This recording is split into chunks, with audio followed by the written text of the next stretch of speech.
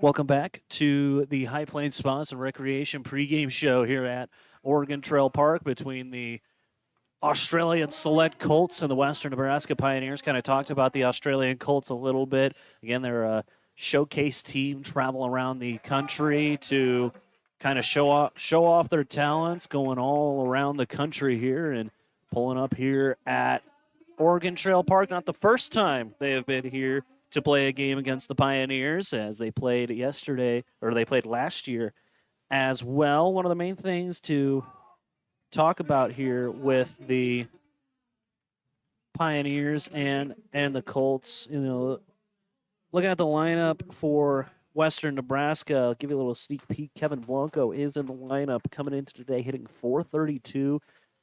It's been a big, and he has been a big bat in the Pioneer lineup. Also, just while it's not going to be a game that the stats count and that sort of thing, you still want to go out there and put on a good show, especially for the fans that came out here to watch and see what both teams have to offer. Kind of a different team on the schedule might attract a few people that might not normally be at these games. So definitely want to be on your best game here to kind of give a good show for these fans that are here ready to watch. As had the lineup for the Colts announced to the crowd, did not have the lineup from the Pioneers announced to the crowd, as we're still waiting for that, I believe. Not too sure exactly what the holdup is in that sense. As now we're getting ready to announce the lineup for the hometown Pioneers. But again, to look more into the league this year, look at the record. The Boulder 64s at the top down in the Summit Division. And it's kind of a two-horse race in the Harvest Division between the Foxes and the Pioneers. Just kind of who can make ground on who. Pioneers 10-6 on the year. Foxes sitting at 9-2 this year. So the record, got to do the math here, 2 games, about a game and a half lead that the Foxes have on the Western Nebraska Pioneers, as everyone's coming out to get ready for the national anthem. When we come back, it'll be lineups and first pitch coming your way next. This is the High Plains Spas and Recreation pregame show on KNEB and over on the Front Range League Network. We'll be back.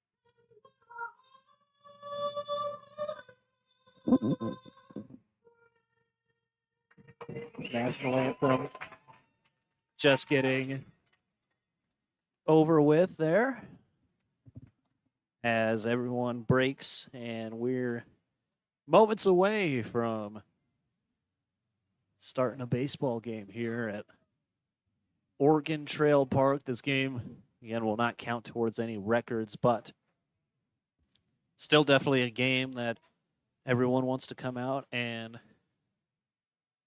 show off.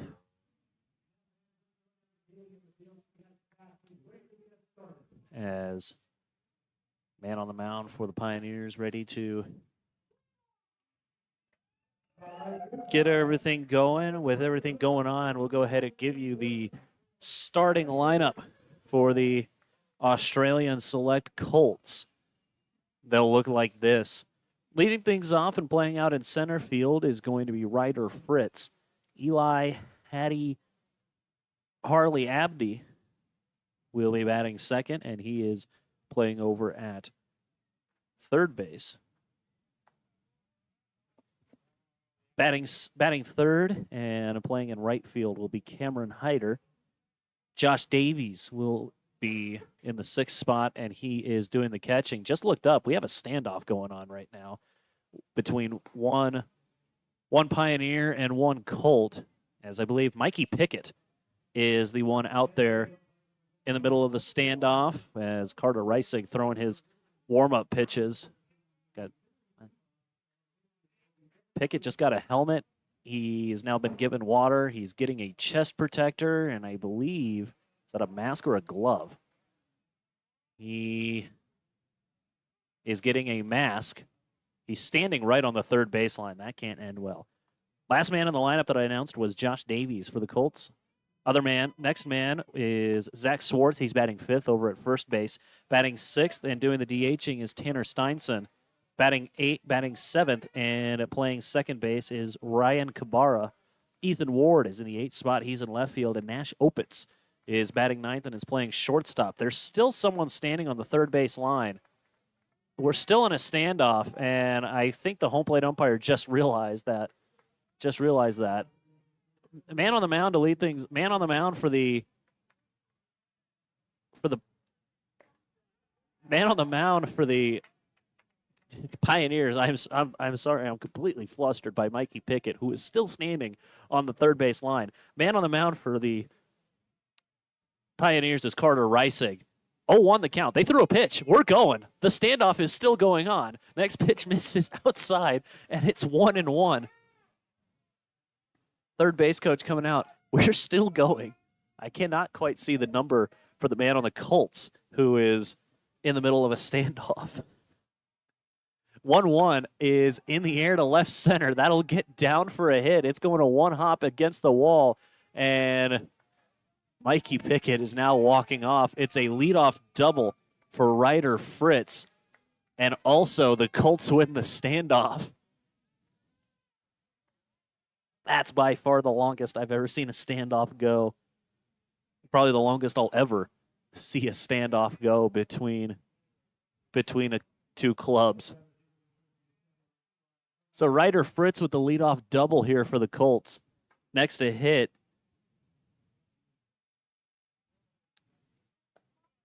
As the first pitch to him misses low. Man for the Colts is Eli Hardy Abdi, who is from Brisbane, Australia. He's next to hit. Breaking ball stays outside. 2-0 the count now. 2 balls, no strikes. Man on second here if you're just joining us. Already a leadoff double for the Australian Select Colts. 2-0. Catches the outer half for a strike. 2-1 the count now.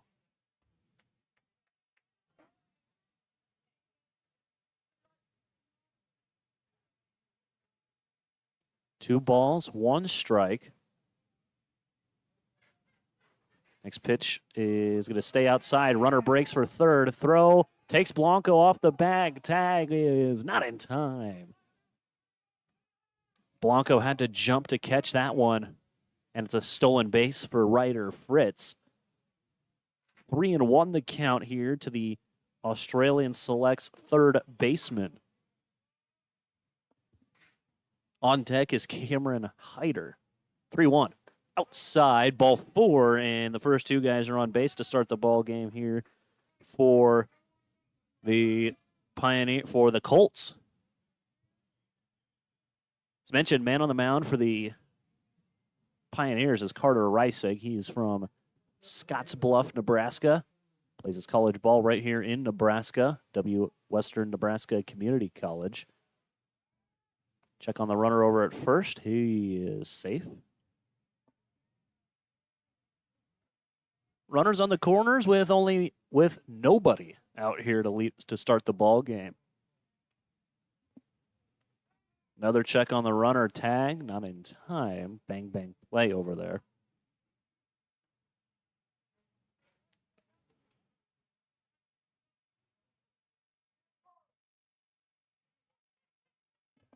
Hyder still has yet to see a pitch. He will here.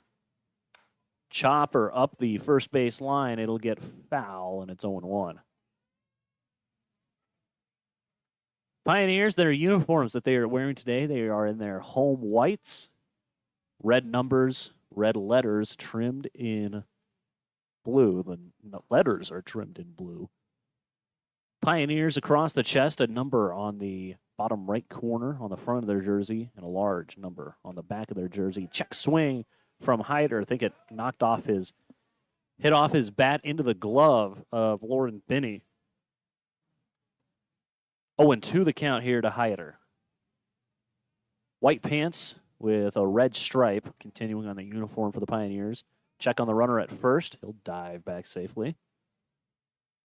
Red socks as well. The Pioneers are in their blue caps with the Pioneer on the front and a red brim.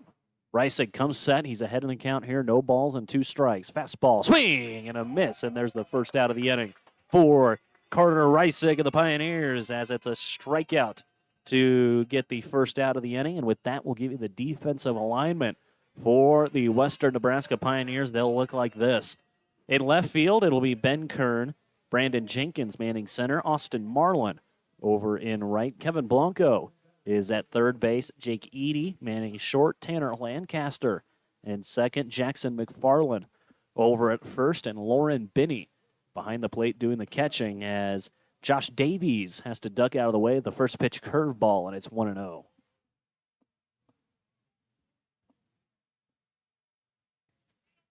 Four batters have come to the plate here in this inning.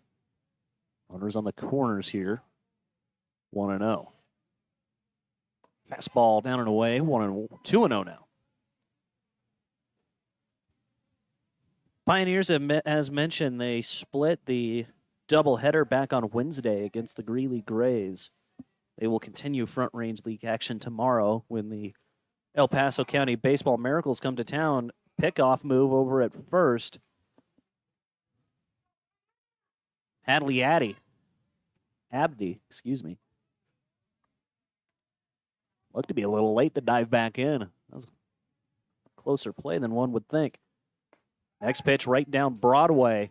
2-1 the count here to the Select Colts catcher. He's playing catcher for the Colts today. Davies. He is from Perth, Australia. As the next pitch misses outside, 3-1.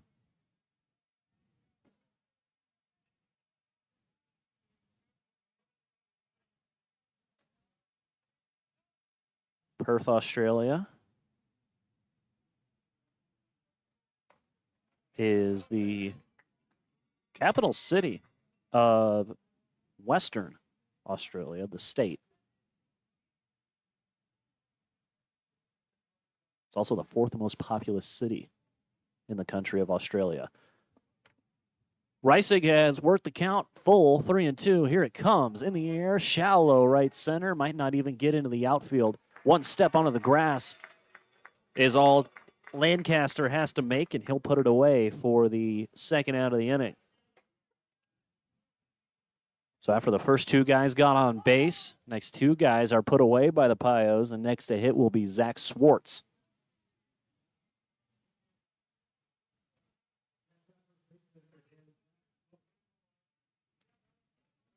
Mention some of the states in Australia as Zach Swartz takes a look at a pitch off the plate away.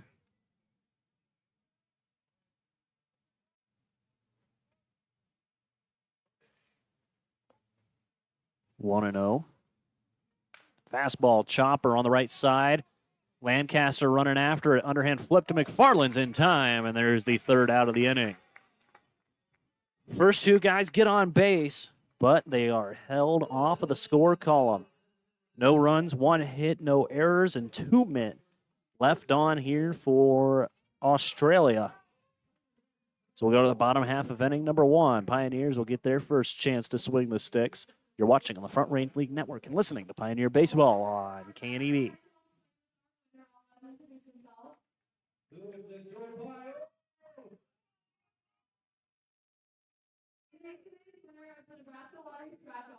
So right now he's going to get 8 tickets, and if one of the Pioneers scores a home run, or the Nebraska lottery finds an outfield, he'll get 10 more. Thank you for coming, and go Pioneers.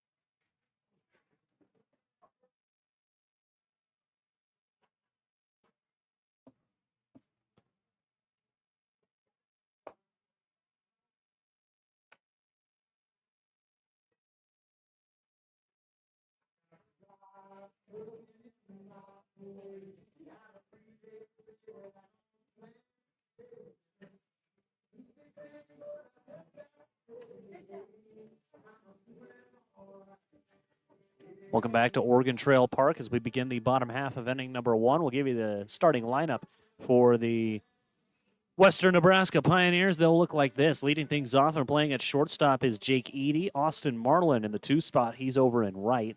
Kevin Blanco batting third. He's playing third base. Ashton Pinedo is in the lineup today. Not in the field as he's DHing. He'll be in the 4th spot in the lineup. Batting 5th and doing the catching will be Lauren Benny. Ben Kern is in the 6th hole. He is over in left. Jackson McFarland is batting 7th. He's over at first base. Brandon Jenkins is batting 8th and is playing center field. Last but not least, Tanner Lancaster will be batting 9th and playing second base. Starting pitcher on the mound for the Australia Select Colts will be Caleb Calhoun. Calhoun, he is from Sitka, Alaska, and does not have a college listed on his profile. Outfielder, first baseman, and pitcher, left-handed, 5'9", 185 pounds.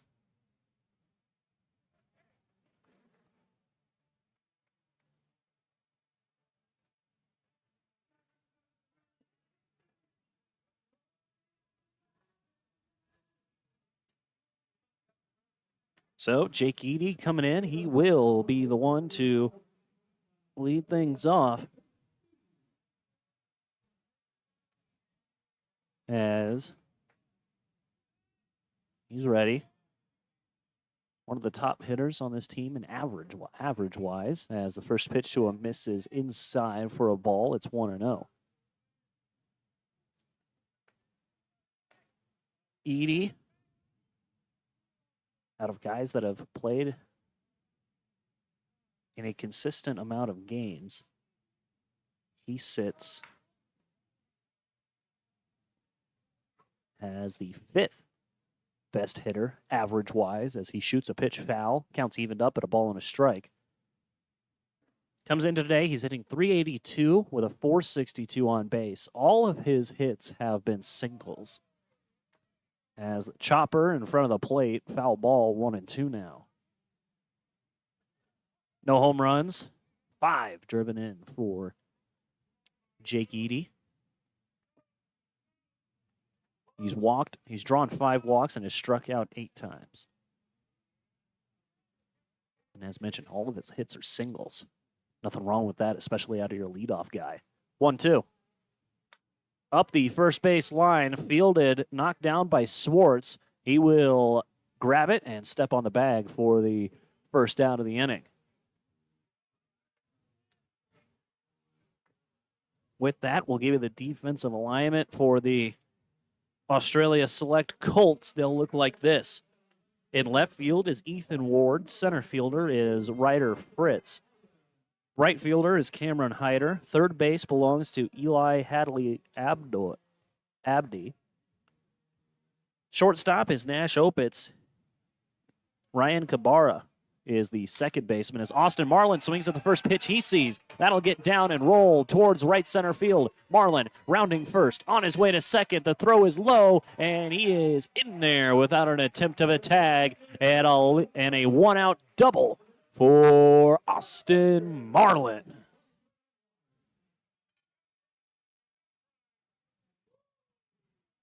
He was picked hometown hero today.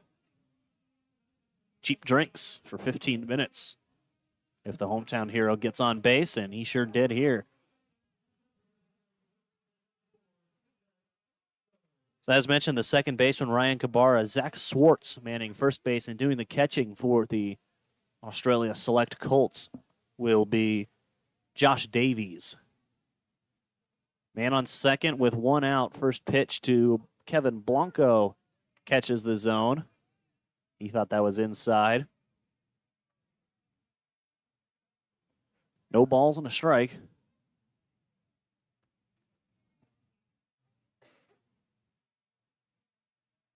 Here comes the next pitch. Breaking ball. Stayed low. 1-1.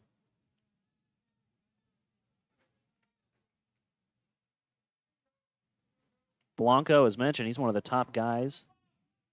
As a balk called on Caleb Calhoun. I was looking down, trying to look at some stats for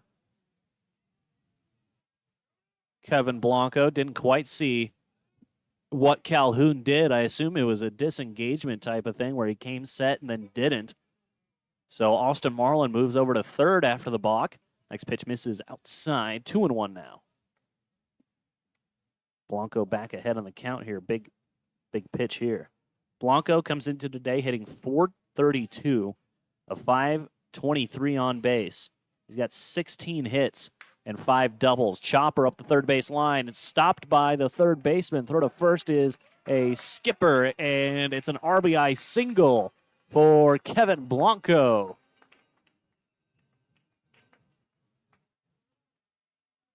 As Abdi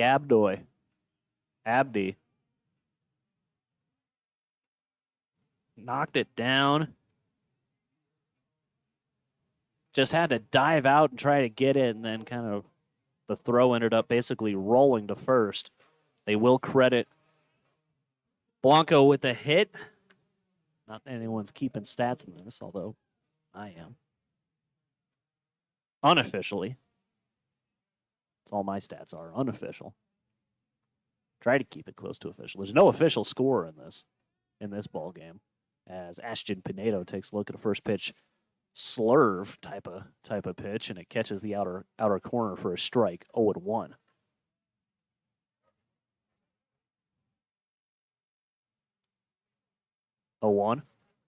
Bounces to the plate. Blanco breaks for second. Throw down is late, and the ball's going to get away from the shortstop.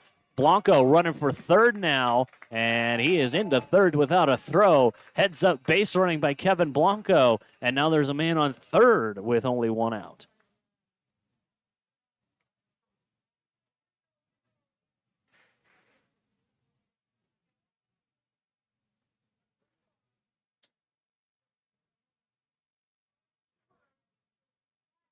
So Pinedo with a 1-1 count here. He's at the plate for Western Nebraska. Ashton Pinedo. Breaking ball, thought about going after it, stayed high. 2-1 now.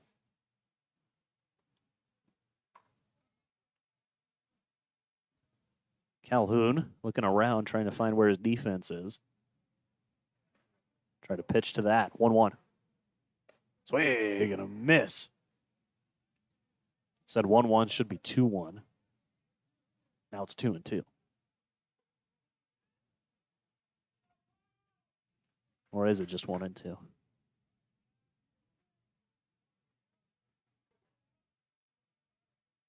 Calhoun taking his time. Here it comes. Swing and a miss, and Pinedo down on strikes as the second out of the inning.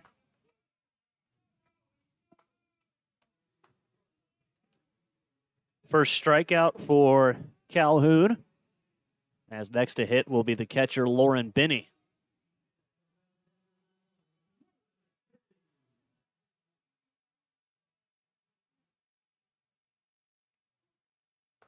Off-speed pitch misses inside. 1-0 the count to Binney.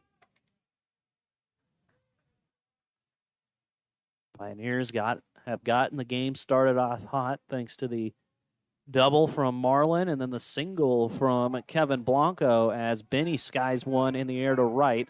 Tracking is Hyder, and he'll put it away for the third out of the inning. Pioneers get one run on 2 hits, and a man left on. No errors for the Colts. 1 full on your West Coast scoreboard. It's the Pioneers 1 and the Colts nothing. We'll take a break. You're watching on the Front Range League Network and listening to Pioneer Baseball on KNEB.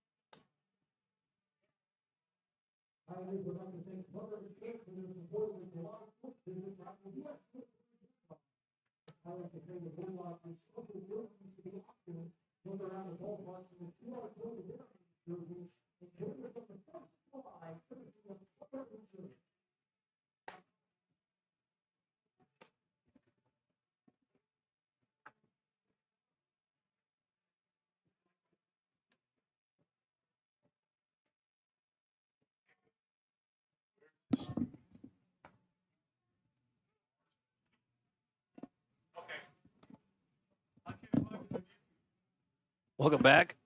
Excuse me. Welcome back to Oregon Trail Park.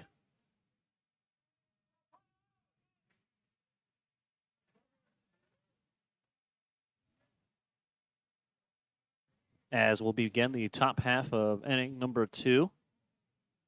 Tanner Steinson will lead things off. It's the 6, 7, 8 guys due up for Australia as next pitch is popped foul. 0-1 the count here to Steinson. Look along the outfield. There are over near the scoreboard between the left field line and the scoreboard as the next pitch misses inside. 2-0. There are about 5 kids between the left field corner and the scoreboard just waiting to see if anyone's going to pull something down the line. 3-0 the count. No, there's another kid over there. There's 6. Oh, there's a lot more running over there. Next pitch. Swing and a miss. 3-1 the count.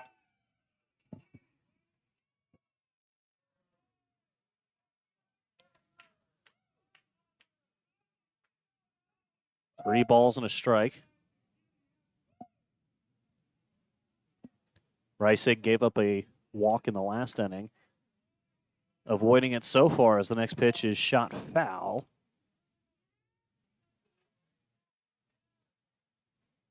Count might be 2-2. Reisig comes set.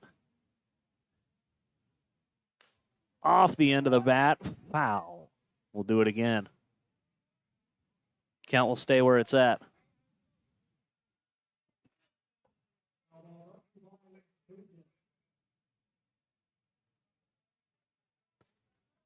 Two and two, here it comes. Off the end of the bat, foul.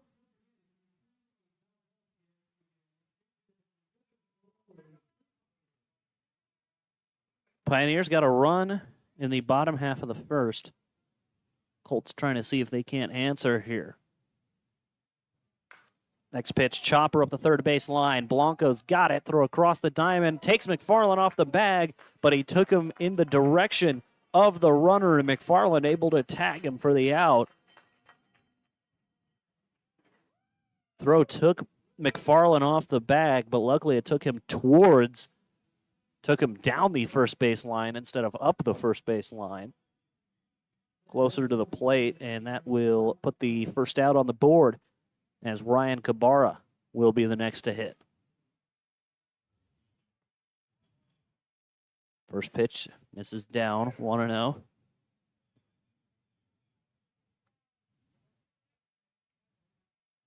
You got to wonder if a left-handed hitter comes to the plate, are the kids going to run all the way to right field and expect everyone to pull the ball? Next pitch misses, 2-0. Are the kids smart enough to expect just every hitter to pull the ball? Although that's a bit of a haul around that wall. 3-0 the count. There's double digits out there now. There's somewhere around 20 kids standing out there on that left field line. They're throwing their gloves at the scoreboard. 3-0 outside, and it's a 4-pitch walk to Ryan Cabara. Man on first. 1 out. Next to hit will be Ethan Ward.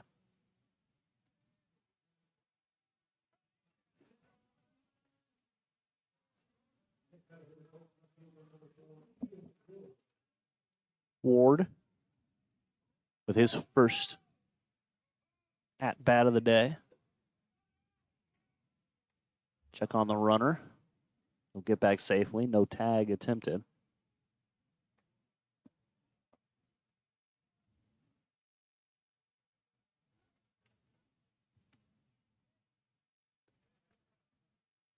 First pitch to Ward. In the zone for a called strike. 0-1 the count.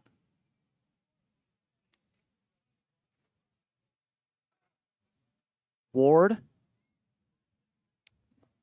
He is from Taft, California, and attends Taft Junior College. Right-handed hitter, outfielder.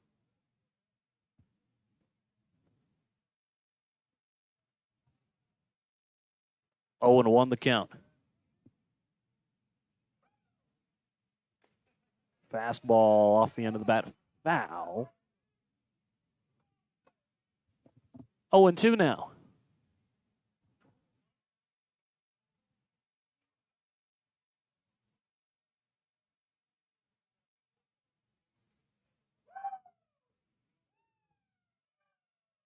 Oh, and 2. Too high, 1-2.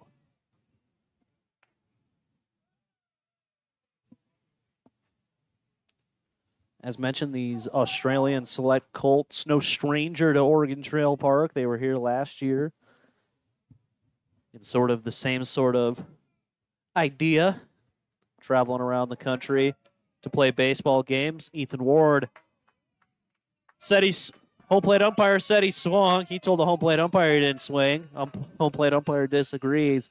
And it's a strikeout for Carter Rising. Strikeout number 2 for him.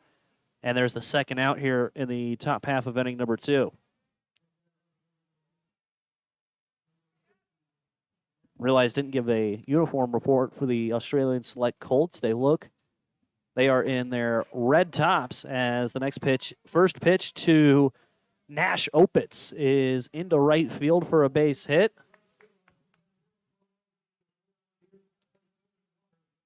Cabara will advance to second. First and second, 2 outs now.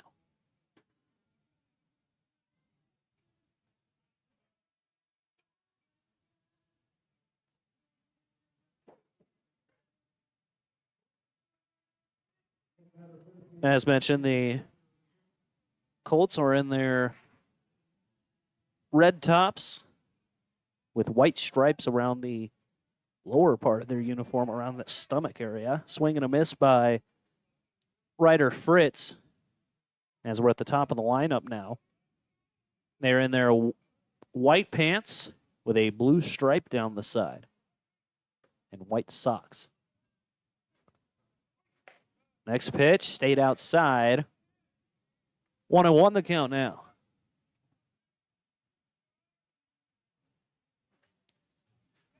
Fritz doubled to begin the ball game for Australia. Next pitch to him. Misses. 2-1 the count.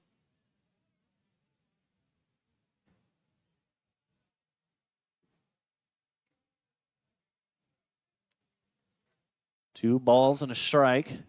Next pitch from Reisig. Swing and a miss. Counts even up now at 2-2. Well, you know what they say. Deuce is wild. 2 balls, 2 strikes, 2 outs. 2 runners on base here. 2-2. Stay low, and that's ball 3. Full count now.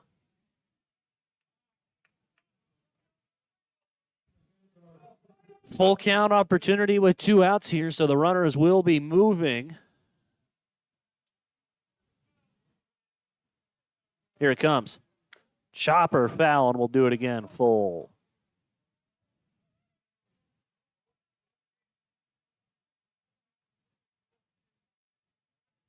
Seventh pitch of the at-bat coming here.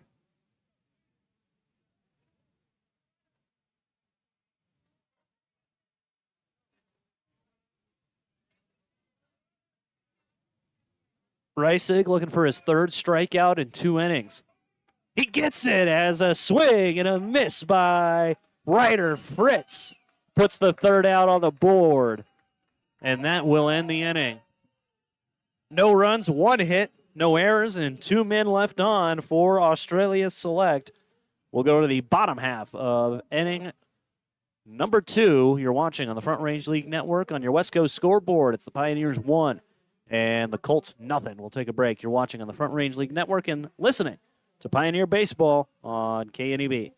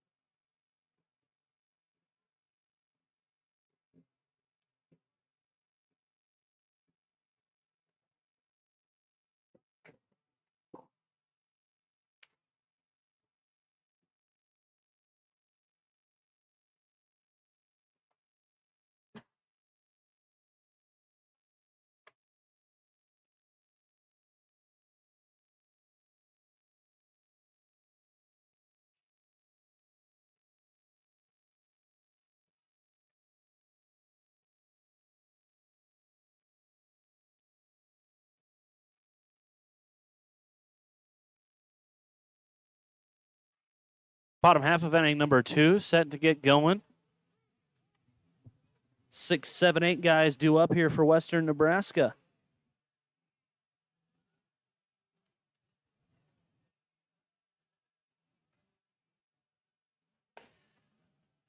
As the final pitch delivered to the home plate, delivered to home plate, throw down to second. As the entire infield will come and talk about what the plans are here.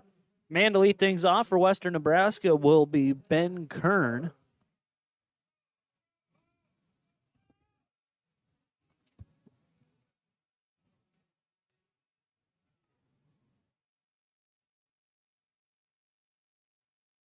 Swing and a miss to Kearns.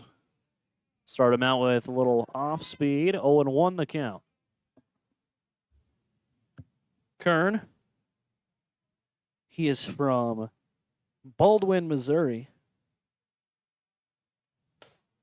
Attends college at William Woods University, which is in Fulton, Missouri. 1-1 the count to him as the next pitch misses outside. The 1-1 pitch is a curveball that catches the zone. 1-2 now. Little information on William Woods. They're known as the Owls. play NAIA ball in the American Midwest Conference. They went 29 and 22 and lost in the conference tournament this year as Kern knocks one foul. 1-2. Still.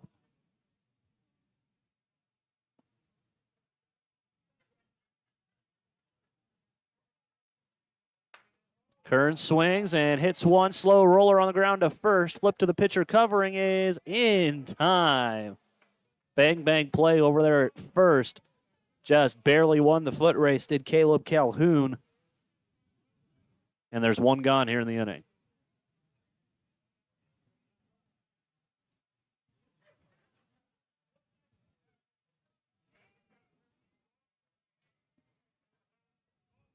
Next to hit will be Jackson McFarland.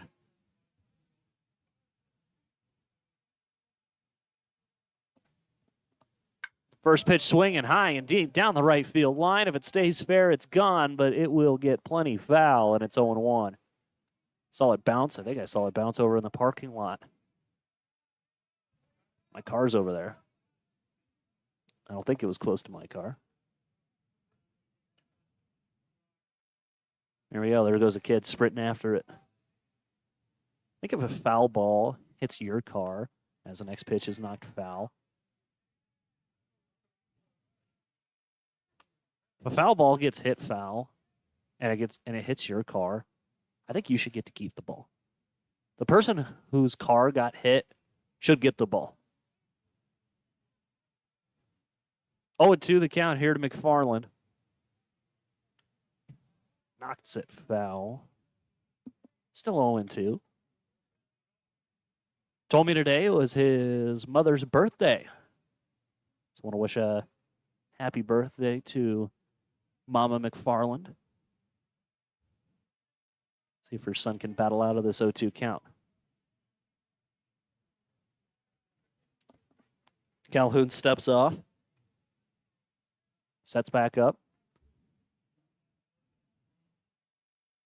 0-2 bounces to the plate. Can't get McFarland to chase at that one. 1-2 now.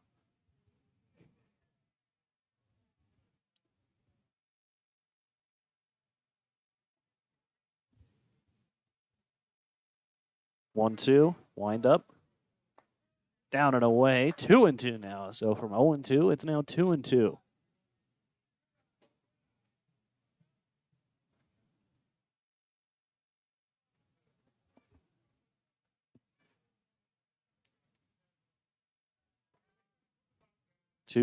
Calhoun still ahead in the count here. Tries to go after him with the fastball. Stays outside for a ball. Full count now.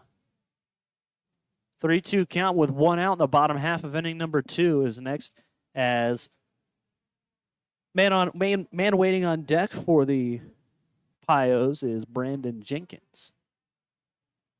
3-2, here it comes. Breaking ball, hot shot up the first base line. Foul, says the home plate umpire. Field umpire was standing up the first base line. He had to turn out of the way to not get hit by the ball and did not see the ball at all. He threw his hands up saying, I didn't see it. Your call, man. Home plate umpire says it's a foul ball and McFarland will have to come back.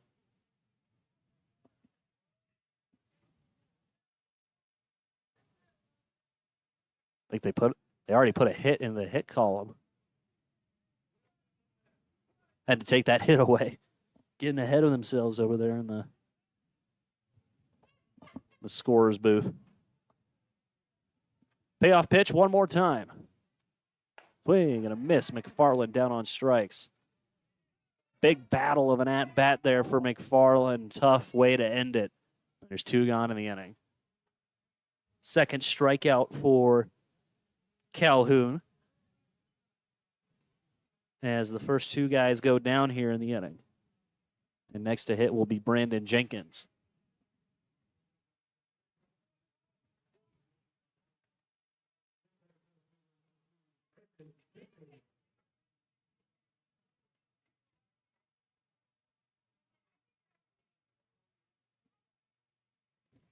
First pitch to Jenkins. Fastball misses inside 1-0.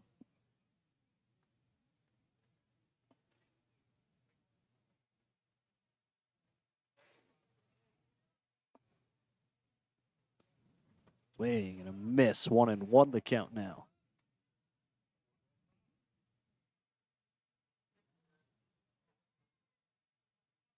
Jenkins. Been one of the top fielders for the team as the next pitch misses outside 2-1.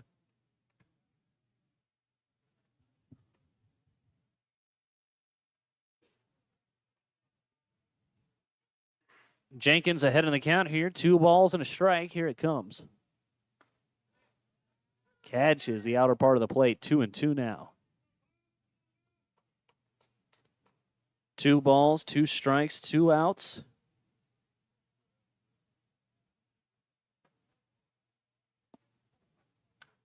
Swings and puts one in the air down the right field line, but it will get foul.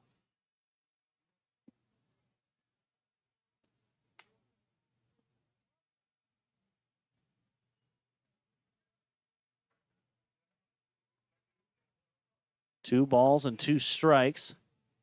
Try it again here. Here it comes from Calhoun. Outside, and that's ball 3. Full count.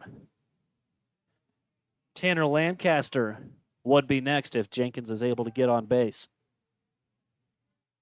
Next pitch bounces, and that's ball 4. Jenkins draws the walk, and that will open things up here for Tanner Lancaster.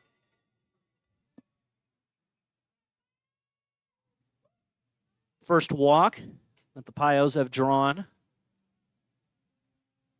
here in this one.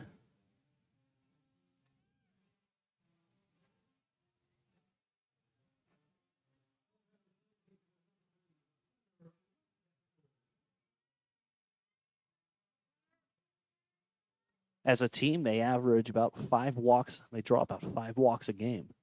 They already have, that was their first one. Lancaster up here as the first pitch is a fastball that just misses inside. 1-0 the count here to the Pioneers' second baseman. Man on first here, 2 outs, bottom half of inning number 2. 1-0 in favor of the Pioneers. Swing and a miss. 1-1 the count.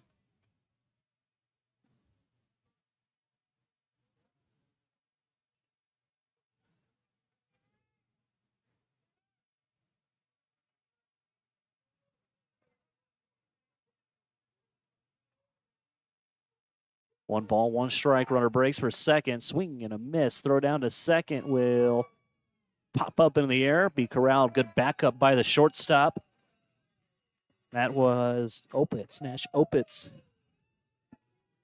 backing up the throw that time as the throw went to the shortstop side of the bag. And it's a stolen base for Brandon Jenkins.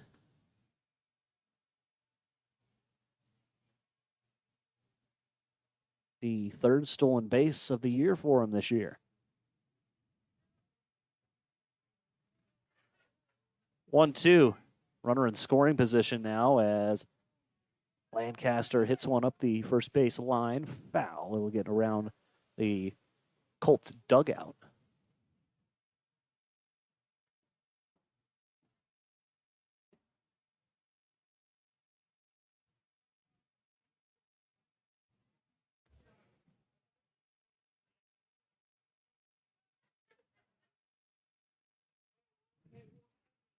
One ball, 2 strikes. Pitch misses high, 2-2. Pioneers have been making this pitcher Calhoun work early here in the ball game. He has had to throw a lot of pitches here in these first couple of innings. Calhoun comes set. 2-2. Inside, 3-2 now.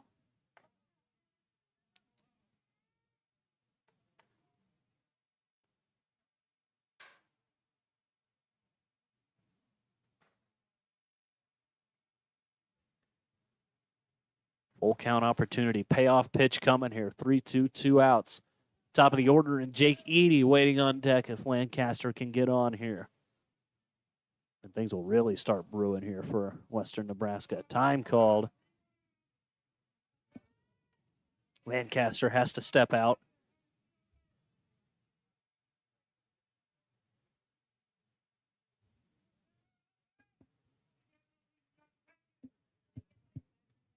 Three and two. Calhoun loving to take his time here and drawing the ire from the Pioneer faithful right now.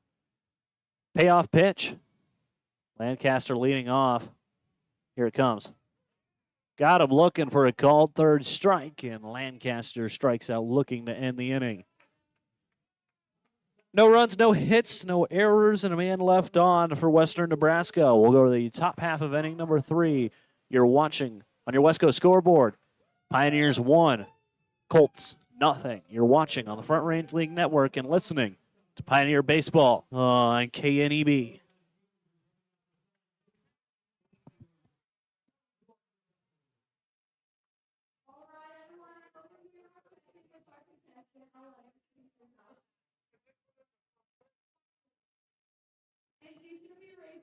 Today. They're both starting over here on second. They're going to run the third and stop with Riley. Are you ready? Set, go!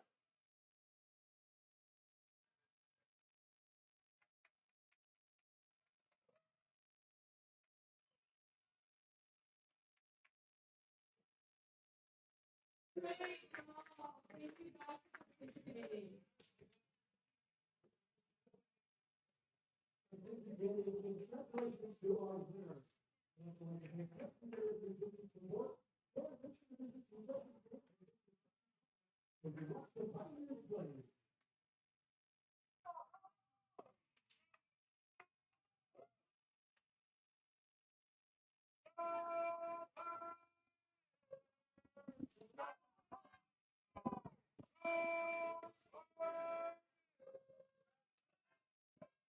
Welcome back to Oregon Trail Park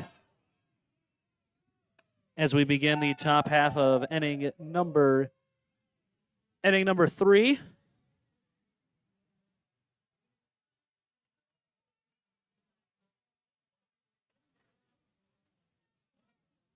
been a solid outing here by both pitchers to get things going. Just one run allowed between the two of them here in the first 2 innings.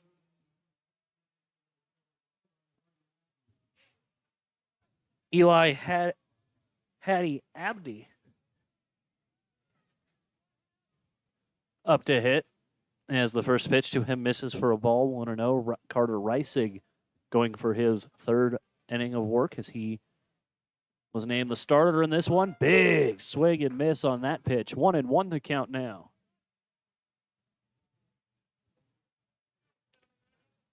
Abdi drew a walk in the first inning.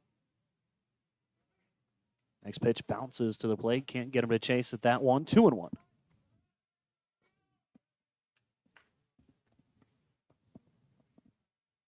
Two balls, 1 strike.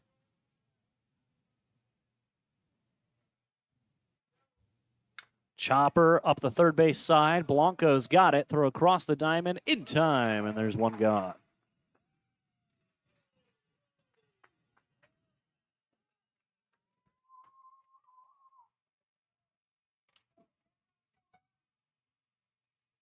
One gone here in the top half of inning number 3. Next to hit will be Cameron Hyder.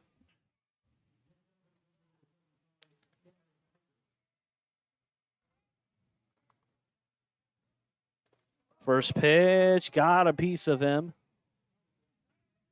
And Hyder will go to first. I think that caught him right in the elbow.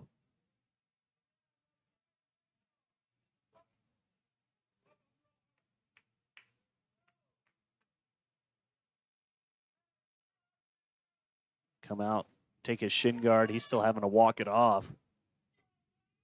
He's all the way into shallow right. As Hyder hit with the pitch, first base runner of the inning. Colts have been able to get base runners in all 3 innings. They've yet to bring anyone around so far.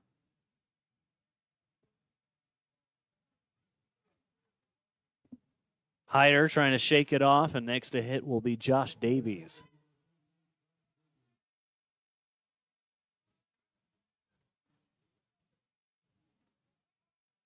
Check on the runner. He'll dive back safely. Davies popped out to be the second out of inning number 1.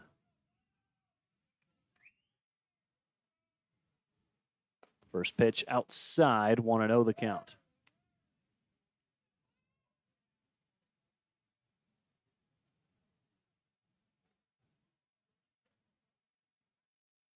One ball, no strikes. Swung on in the air, left center. That will get right over the head of Edie. He had to leap at it. I think he forgot to bring his glove with him. As he jumped up at it. I didn't really see his arms move, though. Tough play there for Edie, and it's going to be a single for Davies. As Zach Swartz will lead things off. He won't lead things off. He's just up to hit. As the first 2 guys after the ground out, next 2 guys on base here. 0-1 the count.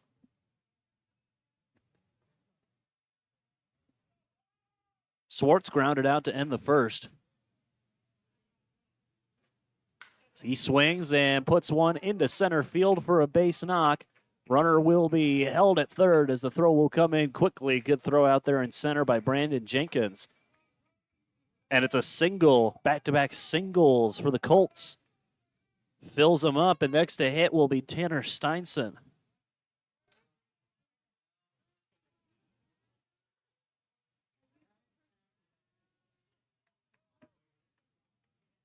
Steinson, the DH in this one, grounded out to lead off the second inning in his last AB. First pitch bounces, will get all the way to the backstop. The tying run will come in to score, and we're knotted up at 1 apiece.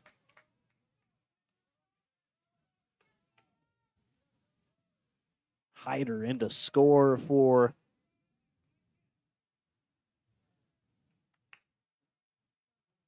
Australia.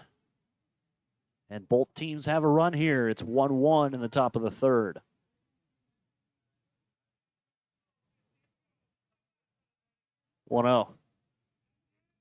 Off the end of the bat, foul. Counts even up at a ball and a strike.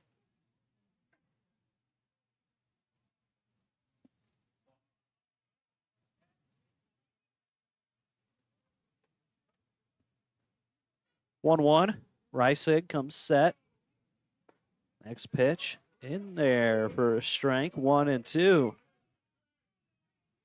Good chance to bounce back here after giving up that passed ball. Come back and get the strikeout and have one more out to go. 1-2. Inside, 2-2. And I think if Steins turns on that, might catch a piece of him, but maybe he'll be called back for not trying to get out of the way. 2-2. That got a piece of him. Second batter that Reisig's hit in this inning.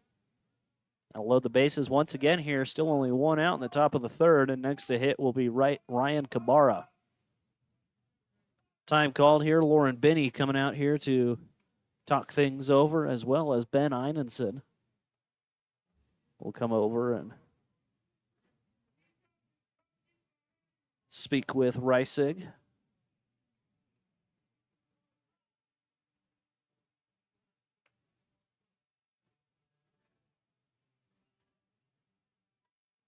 About the first inning that he's really run into trouble here. As in the first 2, he did gave up a base runner and then a hit, but he was able to keep all of those guys from scoring, even after a leadoff double in the first, he was able to keep a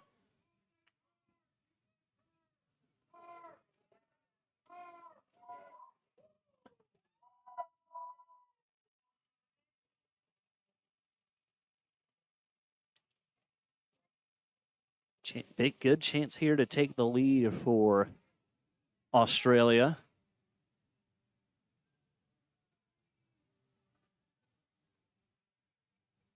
Still only one out. The bases loaded. Kabara drew a walk his last time up. First pitch misses outside. It's 1-0.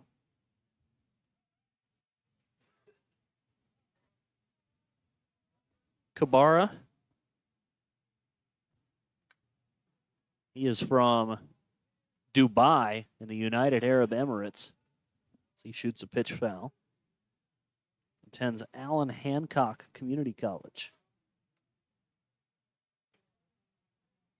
Two guys from Dubai in this lineup. Is the next pitch outside. Good frame job there by Benny. Umpire not buying it. 2-1.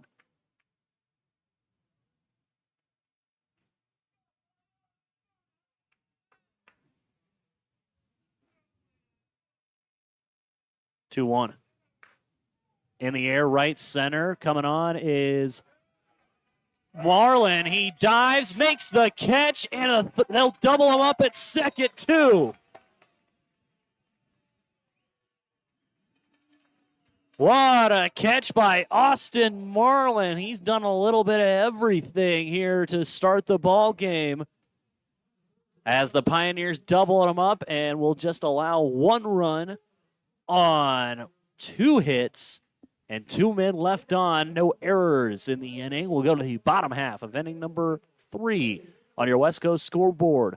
It's the Colts 1 and the Pioneers 1. We'll take a break. You're watching on the Front Range League Network and listening to Pioneer Baseball on KNEB.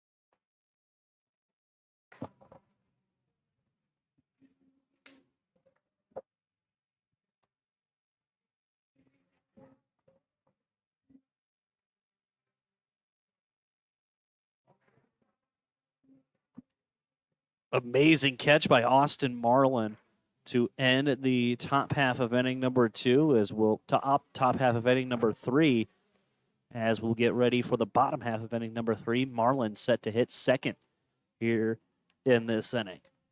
Say, folks, the Pioneers were out in full force today at the grand opening of Gering Family Dental on M Street. Gering Family Dental is a proud supporter of the Pioneers and brings us the smile of the game each night. Tonight, we also welcome Gering Family Dental to the flyover party deck. Thank you, Gering Family Dental, for being a part of the Pios family.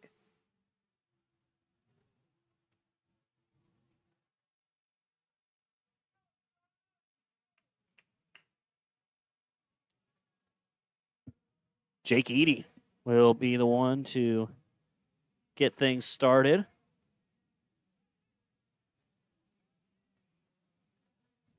As he grounded out to begin the first inning for Pioneers. Calhoun also out there. He got the start in this one as the first pitch to him's in there for a strike. First pitch to Eady is a strike.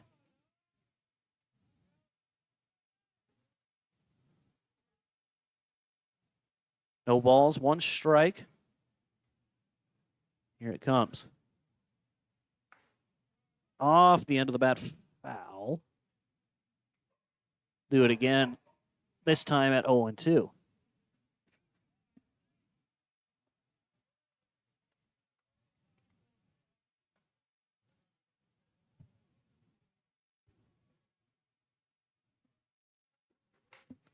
Edie swings to the next pitch he sees, pops it up towards the left side. Shortstop looking for it, and he'll put it away. Opitz kind of running around. Came in on it, started falling back. Wasn't exactly sure where that ball was going to tail. Was able to stay with it, and Jake Edie's the first out of the third inning.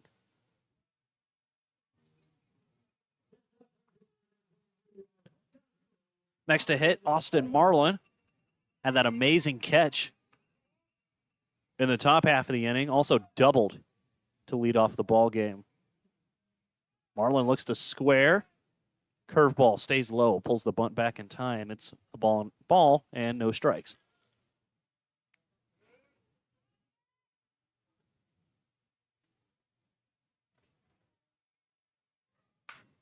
Marlin swings in the air to center, coming on to the center fielder, has a little bit of trouble with it. It'll get down for a hit. Marlin rounding first. He'll stay at first as not too sure what happened there. Ryder Fritz ran in on it, and I think that ball was coming on a lot faster than he thought it was, as that just ate him up out there in center.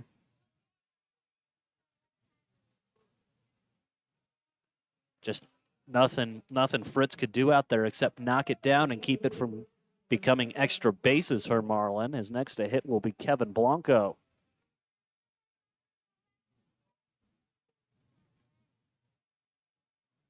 Marlin breaks for second. Pitch misses high. Throw is to the shortstop side of the bag. Gets into the outfield. Marlin pops up. He'll stay at second, though, and it's a stolen base for Austin Marlin. Blanco singled home a run, that being Marlin, singled home Marlin back in the first. That's been the one run so far for the Pios, and looks like they're about ready to do it all over again here. 1 ball, no strikes, time called. Blanco will step out, as mentioned. Calhoun loves to take his time here.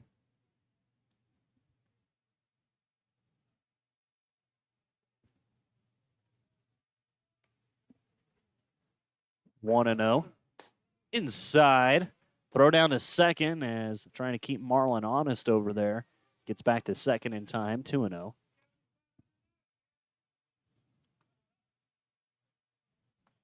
He was straying off a second a bit. Wise idea to throw down to second just to keep Marlin from trying anything. 2 balls and no strikes here to the heavy hitting third baseman. 2-0. Tapped foul. I think that came off the catcher's mask.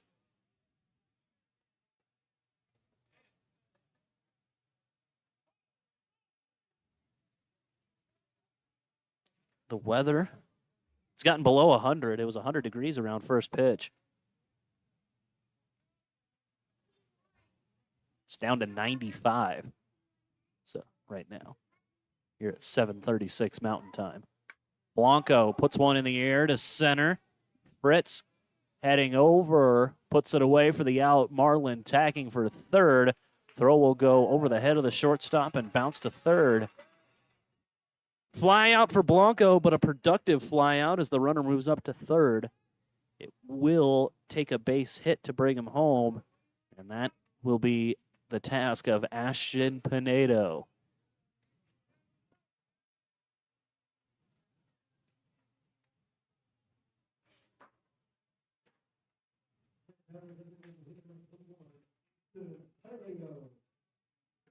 Pinedo 0 for 1 today. Struck out swinging back in the first. Swing and a miss. 0-1 the count. Pinedo, he is from Broomfield, Colorado, and attends St. Bonaventure University out in New York.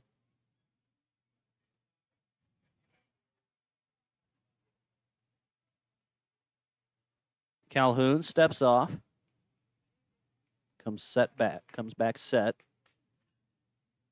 He's ahead in the count, 0-1. Here it comes. Off the end of the bat, foul, as it'll get over near the little playground that they have down the first base line. It's a nice little play set over there. They got a little bench in case you need to watch the kids, but there's a little one thing that you can climb up on and slide down on. Haven't seen that get a lot of action. I think Kids are more interested in chasing the foul balls, as there's another one for them to chase. 0-2 the count to Pinedo.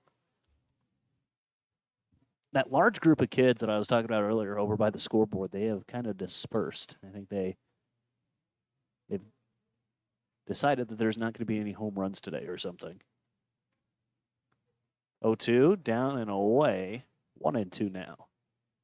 Big spot here for Pinedo, tied up at 1. Bottom half of inning number 3. Go ahead run standing 90 feet away for the Pios.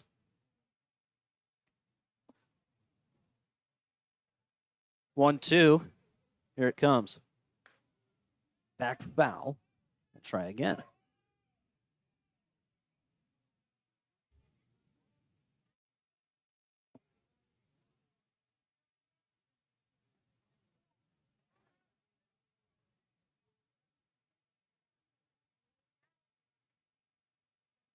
One, two.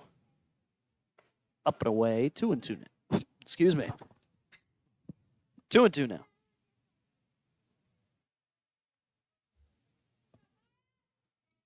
Man on third. 2 gone. Pioneers trying to break this 1-all tie. 2-2. Did it stay outside? No, it did not. Pinedo thought he might get a chance to. Pinedo didn't swing at it. Catches the outer half of the plate, and Pinedo down on strikes. No runs, 1 hit, no errors, and a man left on. We'll go to the top half of inning number 4 on USCO's scoreboard. It's the Colts 1, the Pioneers 1. We'll take a break. You're watching on the Front Range League Network and listening to Pioneer Baseball here on KNEB.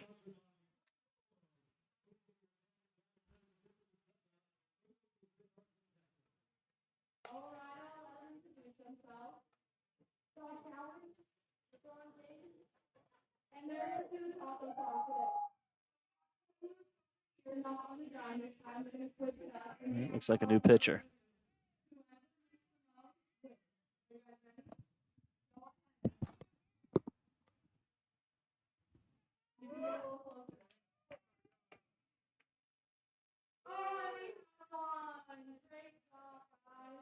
Back to you, Bill.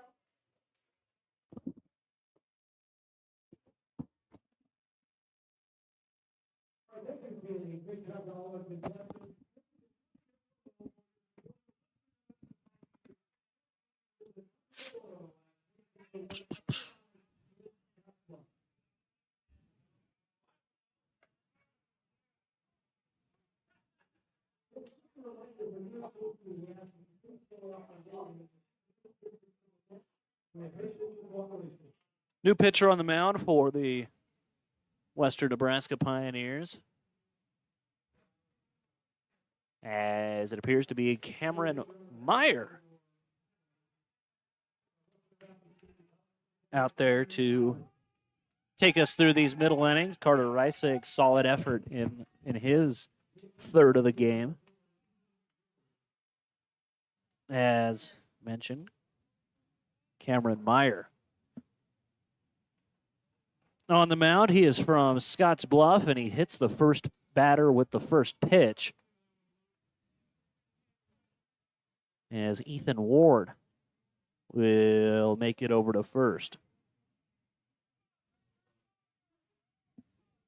He's from Scotts Bluff, and he attends Western Nebraska Community College.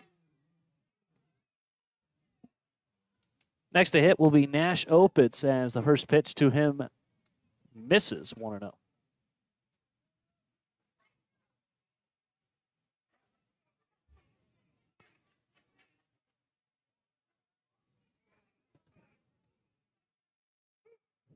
Next pitch misses as well, 2-0.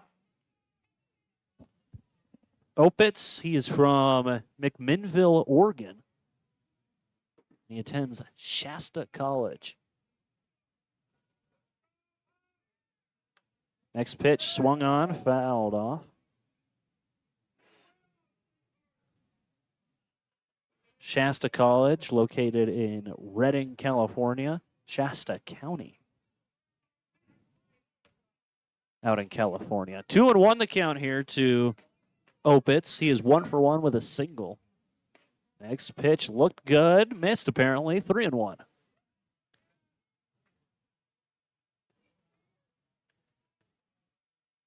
Ryder Fritz will be next. 3-1. Runner breaks. Pitch misses high. No, it was a strike. They called it a strike. Ethan Ward gets thrown out trying to steal second. I thought that was ball 4.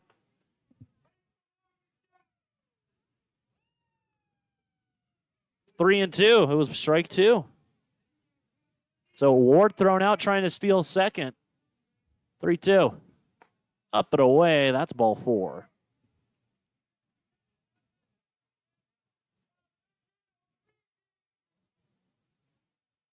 So Ward caught stealing. Opitz draws the walk.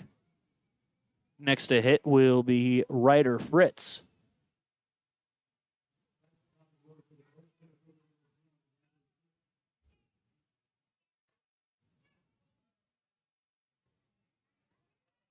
Fritz is from Seattle, Washington, as the pitch misses outside for a ball, 1-0.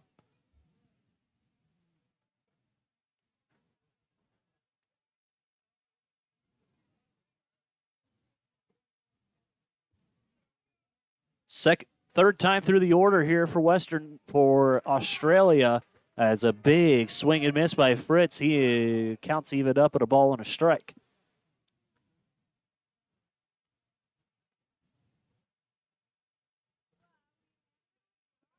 Next pitch, in there, and it's 1-2.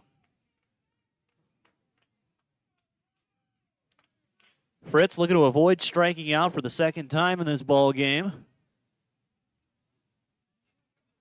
1-2, runner bluffs for second. Pitch misses high, 2-2.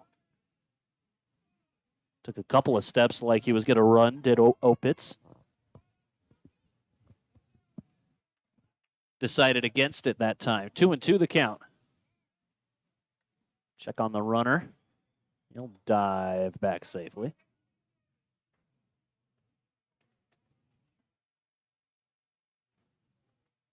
2-2.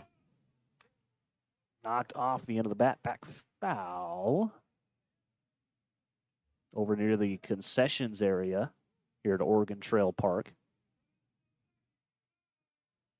Someone's got to tell those people in the merch cart to duck for cover because these are coming right at them. 2-2. Did it catch the corner? Yes, it did. Kill. Third strike. Ryder Fritz down looking, and there's the first strikeout for Cameron Meyer. Second out of the inning. And next to hit is Eli Hadley Hardy Abney.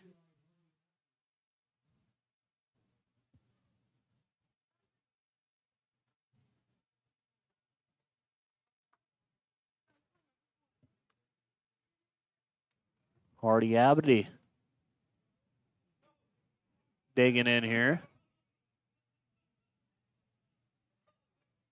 Breaking ball, good pitch there by Meyer as it floats into the zone. 0-1 the count. Say, folks, all Front Range League games streaming on the Front Range League Network. As the next pitch is on the ground to third, it'll be foul. Throw beat him, but it's a foul ball. They realize it's a foul ball yet? There it is. Let's try that again. Say, folks, all Front Range League games stream on the Front Range Baseball Network on YouTube. Follow us on YouTube at Front Range Baseball Network. 0-1 the count to Hardy Abney. Next pitch misses. Ball and a strike. Abney, 0 for 1 today. Walked in the first, grounded out in the third. 1-0. That's in there for a strike. That's strike 3 called. To be honest, I was completely lost on that count. Strike 3 called. Back-to-back strikeouts for Cameron Meyer to end the inning. Go to the bottom half of inning number 4 on your West Coast scoreboard. It's the Pios 1, the Colts 1. We'll take a break. You're watching on the Front Range League Network and listening to Pioneer Baseball on KNEB.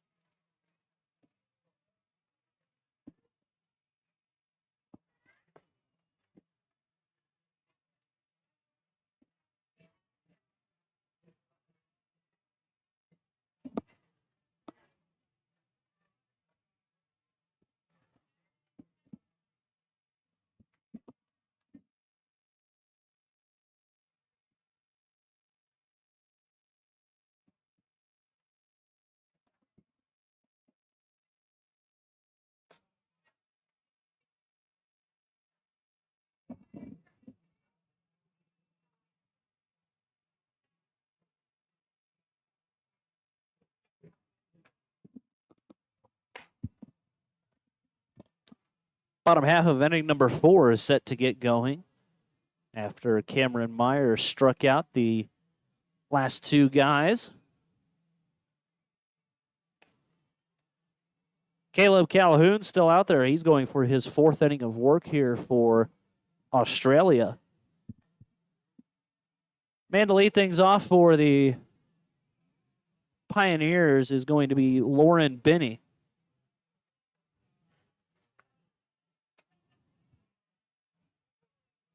Binney flew out back in the first to end the first inning. Gets a chance here to lead off the 4th.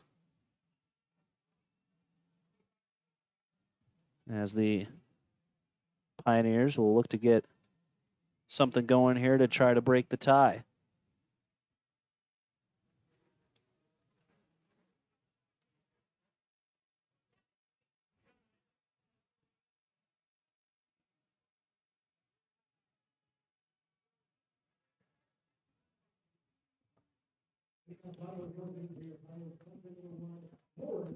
Benny digging in here. He is from Las Vegas, Nevada. And the first pitch to him is down the middle, swung on, hit through the hole, diving effort by the shortstop. It'll kick into left field. Benny stumbles a little bit trying to round first. I don't think he would have had a shot at 2 anyway. But it's a leadoff single for Lauren Benny. Puts a man on first here with nobody out.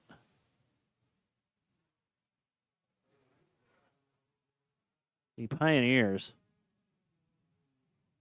Let's see here.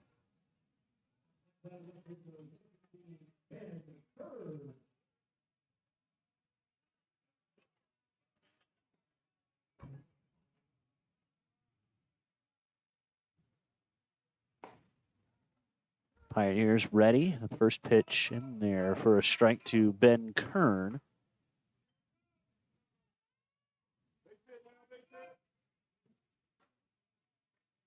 Kern grounded out to begin the second inning.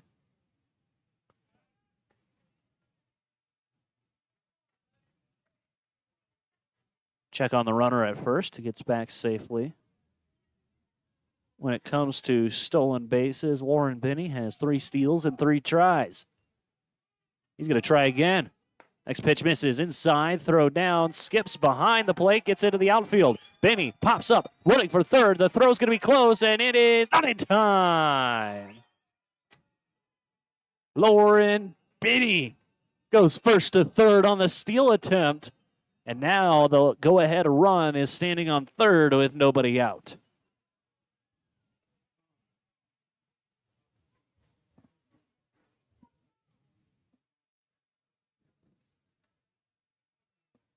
One the count to Kern.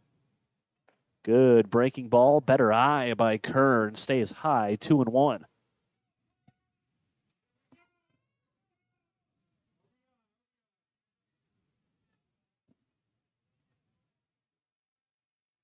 2-1.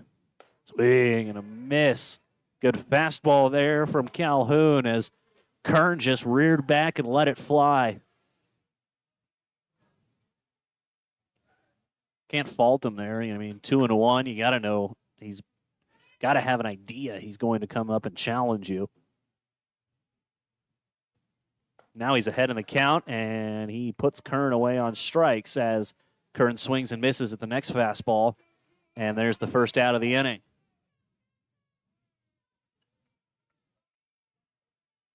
That is strikeout number 5 for Caleb Calhoun.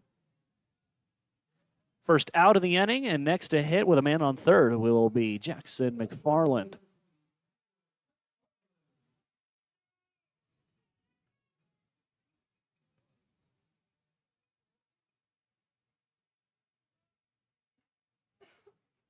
First pitch swinging as McFarland loves to take whacks at those fastballs, for better or for worse.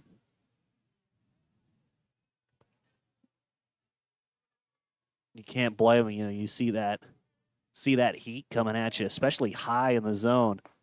Lays off that pitch just off the plate, 1-1. You see that heat coming at you, and your eyes kind of light up. Can't help but take a whack at one. Sometimes that aggressiveness pays off for Jackson.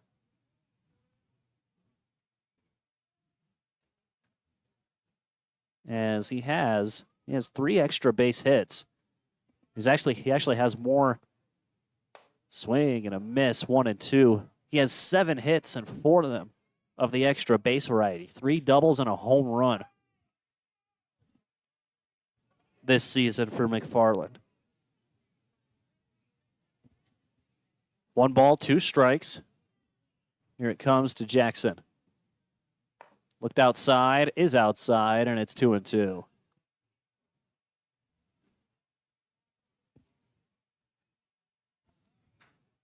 Two balls, 2 strikes. Here it comes.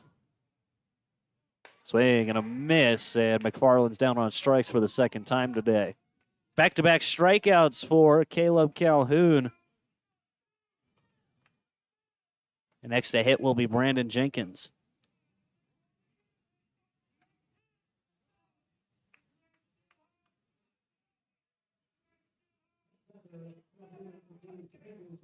Jenkins drew a walk his first time up.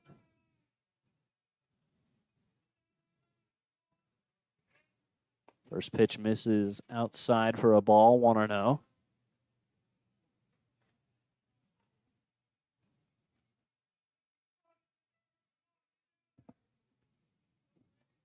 Jenkins, he is from Henderson, Nevada. He swings and misses at that fastball, 1-1. He attends Buena Vista University. That is located in Storm Lake, Iowa. He's one of 3 guys on the roster that attends Buena Vista. Him, Jake Eady, and Colson Evans also attend Buena Vista. Ball on a strike here to the Pioneers center fielder. Benny's trying to steal home. Pitch misses high, and he is out trying to steal home. And actually, it was Alex Draper trying to steal home, and I think the home plate umpire, was kind of Draper was kind of aggressive trying to come home. And I think the home plate umpire told him, hey, no, let's not do that. Draper out trying to steal home. We'll take a break on your West Coast scoreboard.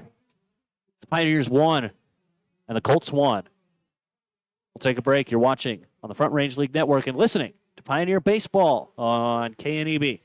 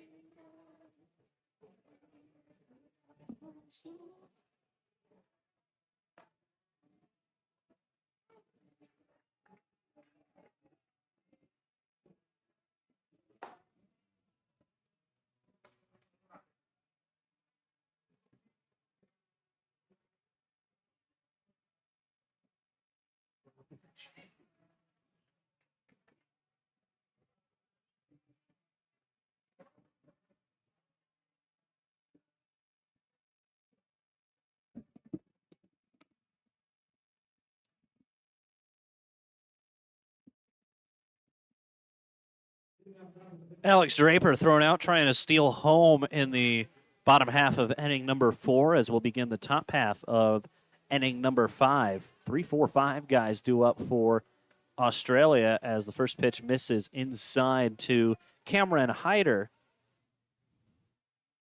And the count's 1-0.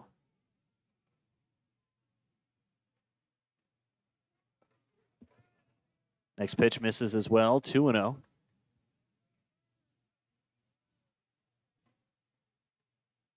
Hyder, he is the second guy from McMinnville, Oregon. Nash Opitz is from there as well. Faces a 3-0 count here. Does not have a college listed. College that he attends. Does not have that listed.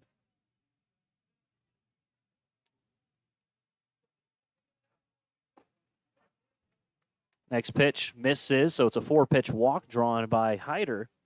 Leadoff man on here for Australia.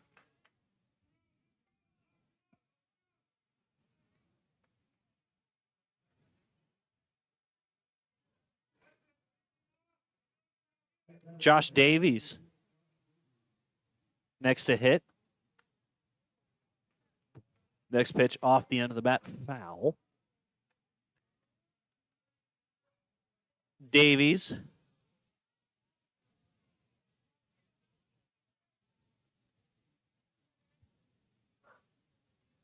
It's 1 for 2 today. Next pitch is a slider that misses outside, 1-1.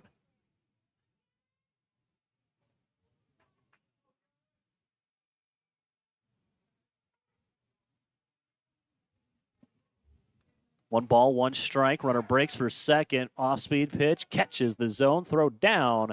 Pops out of the glove at Lancaster. Good backup behind the dish. Behind second base by Jake Eady. Either way, Cameron Hyder is into second with a stolen base. 1 ball and 2 strikes to him. Last pitch was called a strike. Meyer looking for his 3rd strikeout of the ball game here. He's just in his 2nd inning of work. 1-2. In the air, down the right side. McFarland tracking. Can he find it? Yes, he can. He'll put it away on foul ground, and there's the first out of the inning.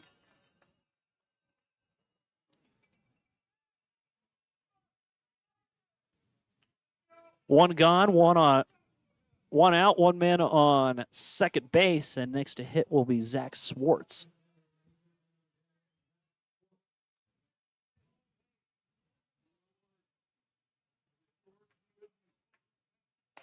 Swartz takes a look at the first pitch fastball that misses outside, 1-0. He's 1 for 2 today. Hit a single his last time up.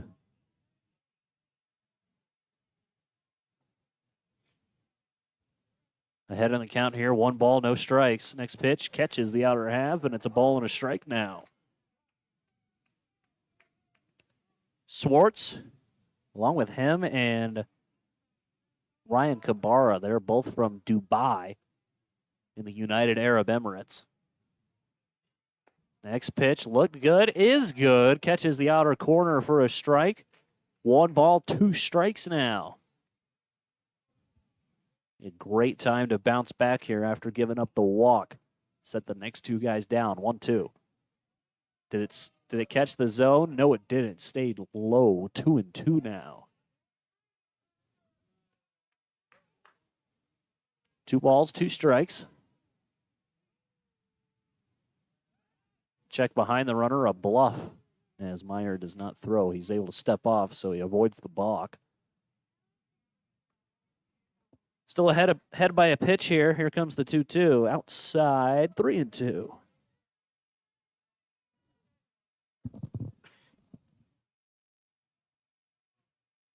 Tanner Steinson waits on deck.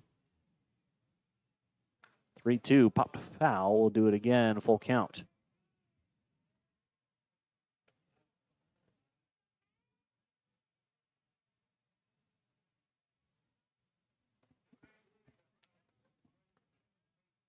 Meyer comes set, glance back at the man on second. Here comes the full count offering one more time. In the air to right, that'll get down for a hit. Runner will be held up at third. Throw comes in quickly. Good throw out there from Marlin. And it'll be runners on the corners here with one out. And next to hit will be Tanner Steinson.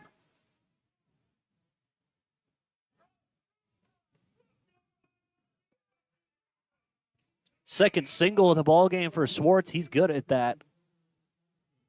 Swing and just dump it in between, dump it right in no man's land. Nothing wrong with that. It helps the batting average. Runner breaks for second. Pitch is shot up the third base line. Foul. 0-1. He was kind of half running. I mean,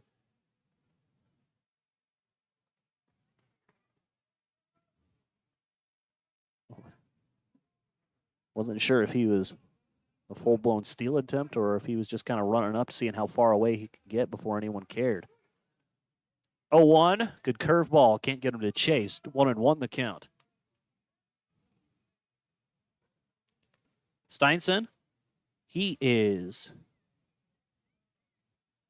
0 for 1. Got hit with a pitch his last time up. Chopper up the third base side. Blanco's got it. Throw to second for 1. Throw to first is not in time. And a run comes in to score as it's a fielder's choice for Tanner Steinson.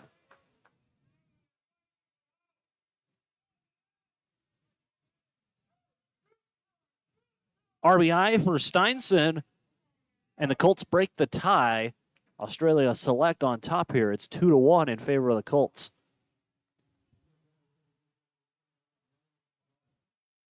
Ryan Cabarra will be the next to hit. Off the end of the bat, foul down the right side, 0-1.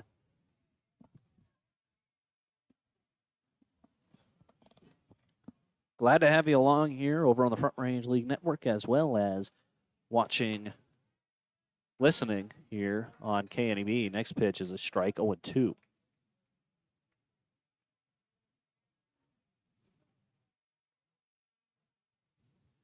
No balls, 2 strikes. Chopper, foul. Say, folks, summer 2025 is the inaugural season of Front Range League Collegiate Baseball. Summer woodbat baseball played along the Front Range of the Rocky Mountains in Colorado and Nebraska. Visit frontrange.league.com for schedules, standings, stats, and more. That's frontrange.league.com. Another one off the end of the bat, foul. We'll try it again at 0-2.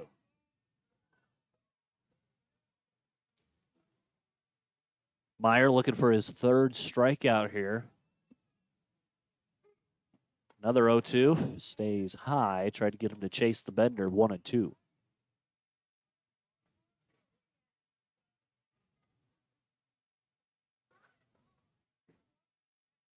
One ball, 2 strikes. Outside. Still can't get him to chase. 2-2 now. You love the attempt to try to get a guy out in front. He's seen the pitch back-to-back times. He knows better than to swing. Coming at him with a fastball that catches the zone for a strike 3 called, and that will end the inning. 1 run on 1 hit. We'll go no errors and a man left on. We'll go to the bottom half of inning number 5. Colts back on top. It's the Australian Select Colts 2. The Western Nebraska Pioneers 1. We'll take a break. You're watching on the Front Range League Network and listening to Pioneer Baseball on KNEB.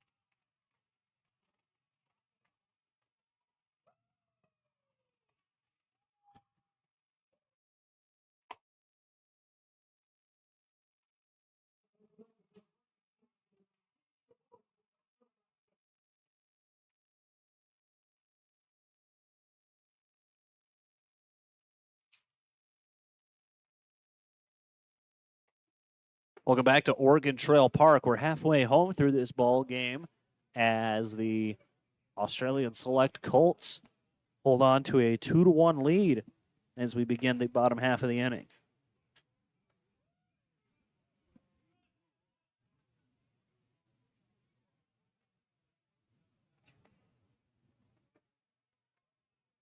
Eight, 9, and 1 guys due up for Western Nebraska as it'll be Brandon Jenkins coming on to reset his at-bat as he was at the plate after Alex Draper got thrown out trying to steal home.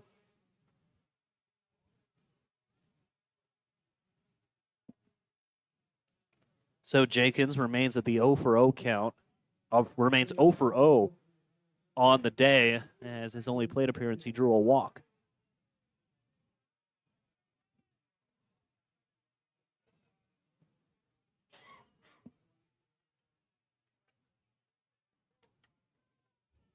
First pitch to Jenkins. Off the glove, inside, 1-0.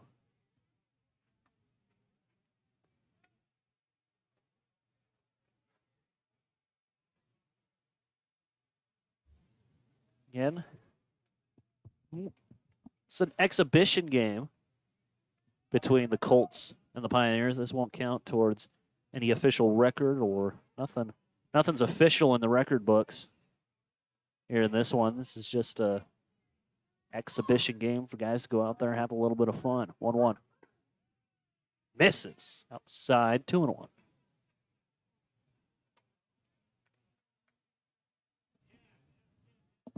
It's still Caleb Calhoun out there going for his 5th inning of work here as he has been pretty solid. Swing and a miss, 2-2 the count here. He has been solid. He has just given up 1 run. That was back in the first. He settled down pretty well. As through the next 3 innings, he's only given up 2 hits. Gave up 2 hits in the first. None in the second, 1 in the third, and 1 in the fourth. 2-2. Swing and a miss. Jenkins down on strikes, and there's the first out of the inning. Strikeout number 7 for Calhoun. With 1 gone, here comes the number 9 man in the order, Tanner Lancaster.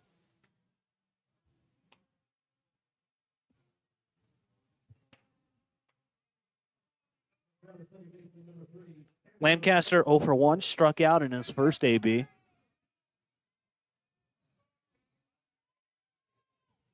First pitch to him is swung on and missed for a strike, 0-1.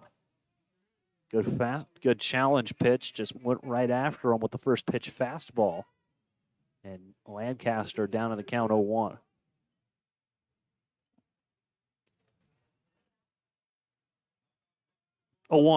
Lancaster looking to square, try a little something different up the third base line. Neither guy can decide who can field it, and it's a bunt single for Tanner Lancaster. Calhoun and Hardy Abney ran after the bunt, and they both converged, and then neither of them bent down to pick up the baseball. Each thought the other was going to grab it, and that gets Tanner Lancaster on first here. Little something to change up the mojo for Tanner. Make him 1 for 2 today. First pitch to Jake Eady catches the outer half of the plate for a strike. 0-1 the count. Edie 0 for 2. Third time through the order, getting ready to start here for Western Nebraska. Fastball, foul, 0-2 now.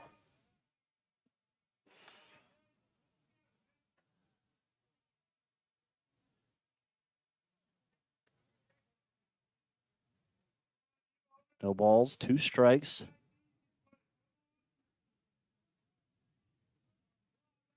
Edie ready with the 0-2. In the air, shallow, short. It'll get into the glove of the shortstop.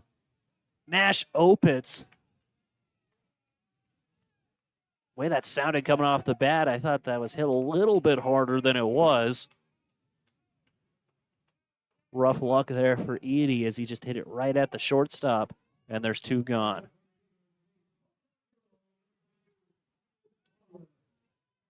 Austin Marlin next to hit. 2 for 2 on the day. He's got a double.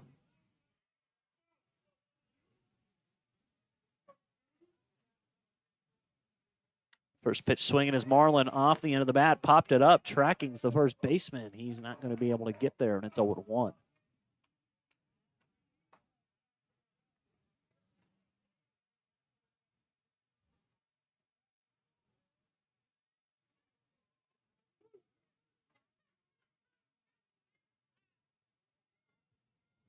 One 0-1 the count here to Marlin. He's from Peach City, Texas. Attends Paris Junior College. Runner breaks for second. Swing and a miss by Marlin. Throw down is not in time. Tanner Lancaster showing off the wheels. And it's a stolen base for Lancaster.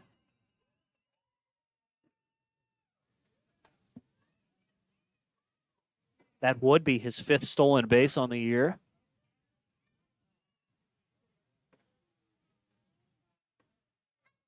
If we were keeping track as time called here.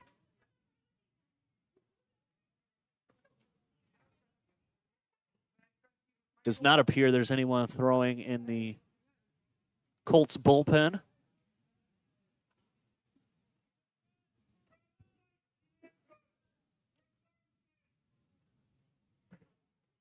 It's Marlin down 0-2 here, trying to make it a 3 for 3 day.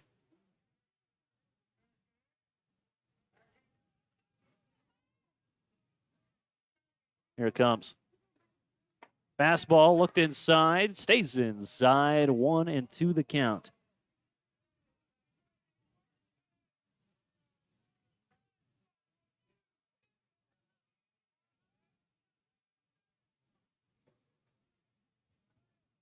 One ball, 2 strikes.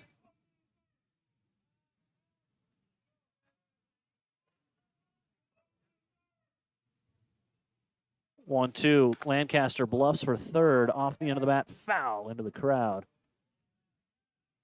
1-2 still.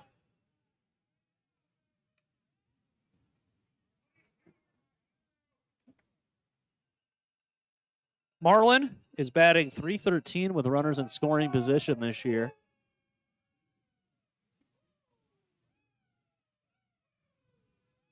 Has another chance here. 1-2 the count here to the Pios right fielder. Fastball misses low. 2-2.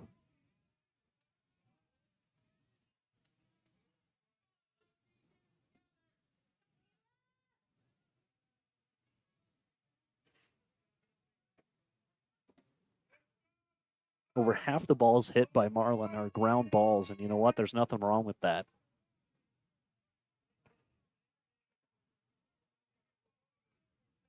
Here comes the 1-2. In the air, left center, coming on to the center fielder. He is not going to be able to get there. That'll get down. Lancaster scores the tying run. Marlin rounding second, on his way to third. The throw in is not in time. And Austin Marlin with an RBI triple ties the ball game up, and we're even up at 2 apiece. Have a night, Austin Marlin. It's only the 5th inning, and he's already got 3 hits. Should talk to him more.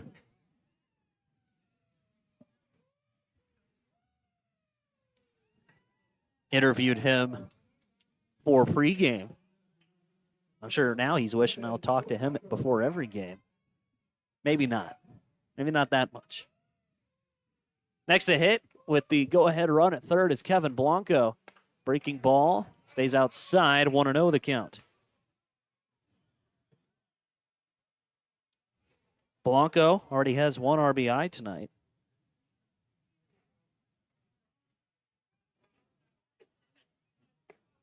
As the next pitch misses.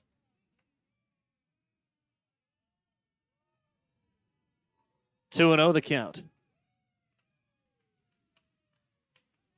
Blanco 1 for 2. He singled back in the first. That brought home Marlin. He's in a hitter's count here. 2-0. Outside. 3-0.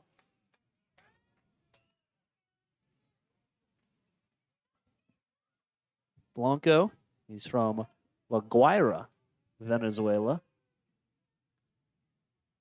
Attends Cochise College over in Arizona. 3-2. 3-0. Taking all the way is Blanco. And that's ball 4.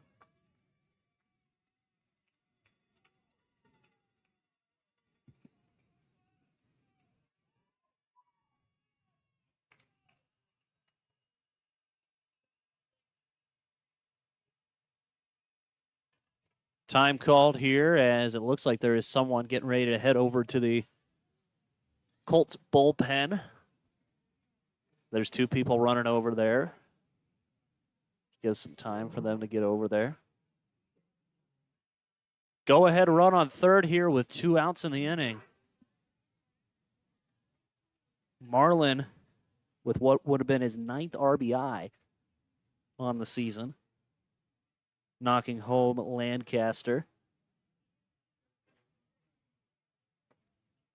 There are 4 guys on the team with double-digit RBIs. Luis Quintero and Tyler Antwine have 13. Henry Douglas and Bryce Peterson have 11 for the Pioneers.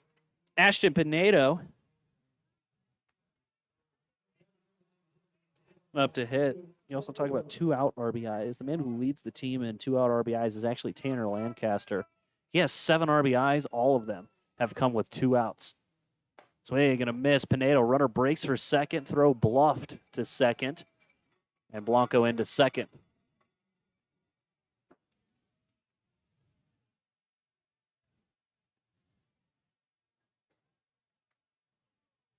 Pioneers as a team hitting .306 with runners in scoring position coming into today.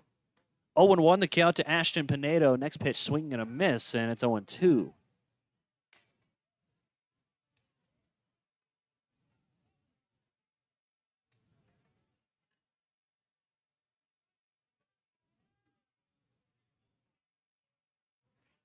No balls, 2 strikes.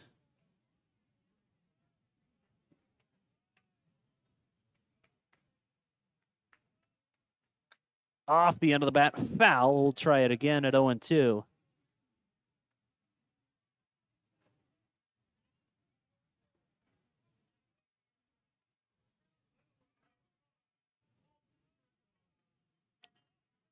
No balls, 2 strikes here to the Pioneer DH. Swing and a miss by Pinedo, and that'll end the inning. Pioneers get the tying run home thanks to an RBI triple from Austin Marlin. We'll go ahead and take a break. 1 run on 2 hits, no errors, and 2 men left on for the Pioneers. We'll go to the top half of inning number 6 on your West Coast scoreboard. It's the Pioneers 2 and the Colts 2. We'll take a break. You're watching on the Front Range League Network and listening to Pioneer Baseball on KNEB.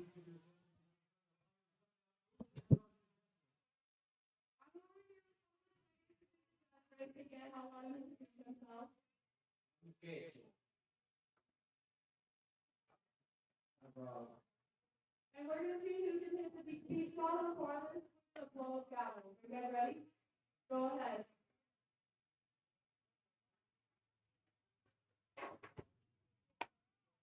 That was pretty good.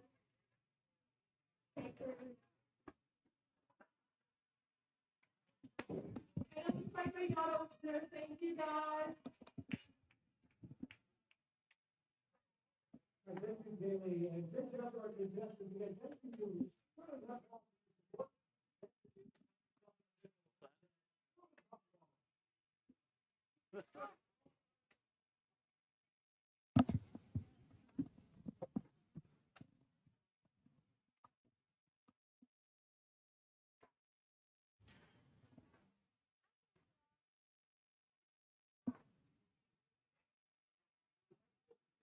Welcome back to Oregon Trail Park. Pioneers got a run to tie the ball game in the bottom half of inning number 5. After the Colts got one in their half of the 5th inning as well. Ethan Ward will be the one to lead things off here. Cameron Meyer, in his 3rd inning of work. First pitch misses inside, 1-0. There is someone up and throwing in the Pioneer bullpen.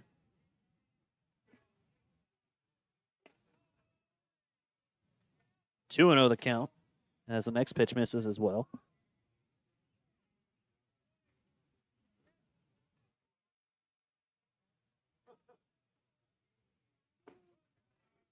Next pitch, 2-1, waved at and missed.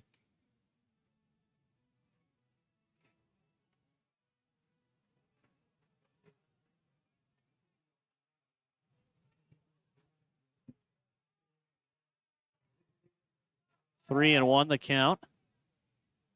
Next pitch misses. And a little trouble. I have a little trouble with the music. 3-1. Breaking ball. Did that catch a piece of him? It sounded like it did. Yes, it did. I think Lauren Benny wanted something like, hey, he didn't try to move out of the way of it. No such luck, and it's a hit by pitch to begin the inning. Second time that Ethan Ward's been hit by a pitch to begin an inning today.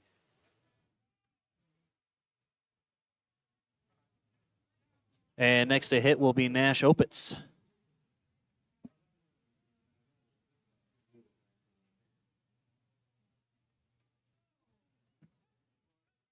First pitch misses. And the runner on first didn't go. Third base coach for the Colts kind of threw his arms up like, come on, man.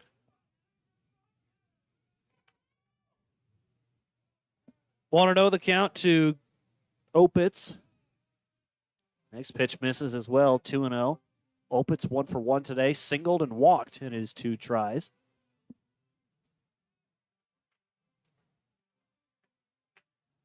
Swing and a miss.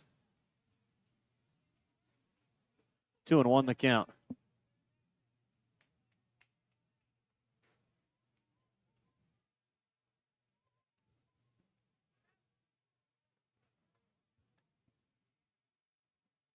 Two balls, 1 strike.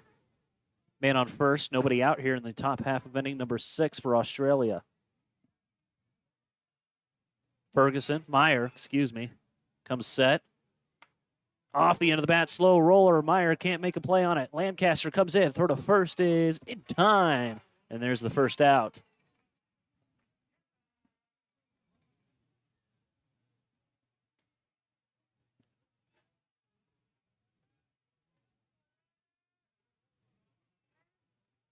Opitz grounds out. That's the first out of the inning.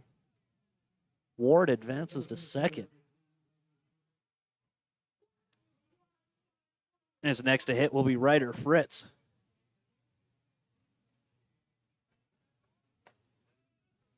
First pitch to him is a strike. It's 0-1.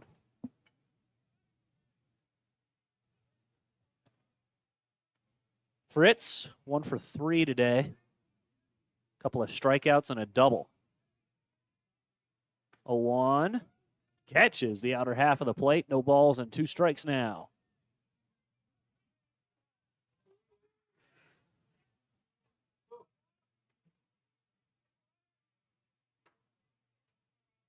No balls, 2 strikes. Off the end of the bat, popped up. It'll get foul out of play.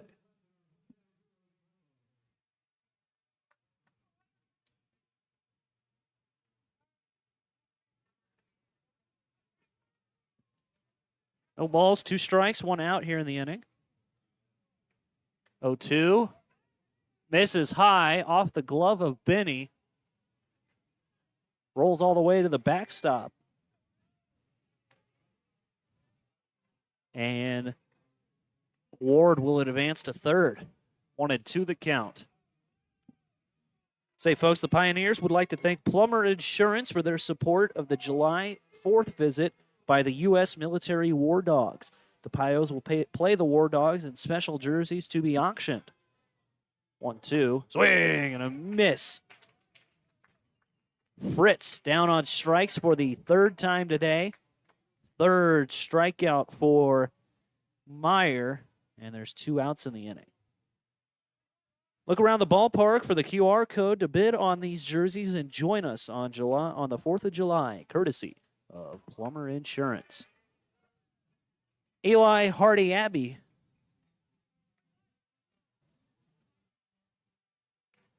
takes a look at the first pitch for a strike, 0-1. Swings at the next pitch. So we'll get foul. No balls and 2 strikes. Abdi. 0 for 2 today as the next pitch misses outside. Here comes the go-ahead run. Benny has a little trouble with it. And the Ward comes in to score without a throw. And the Australian select Colts have taken the lead back here in the top half of inning number 6. It's now 3-2 in favor of Australia.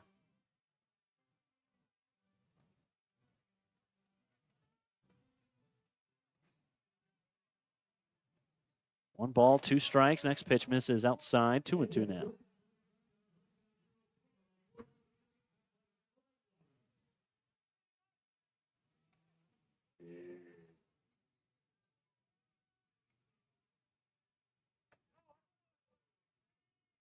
Next pitch misses after the full count offering, and that's ball 4.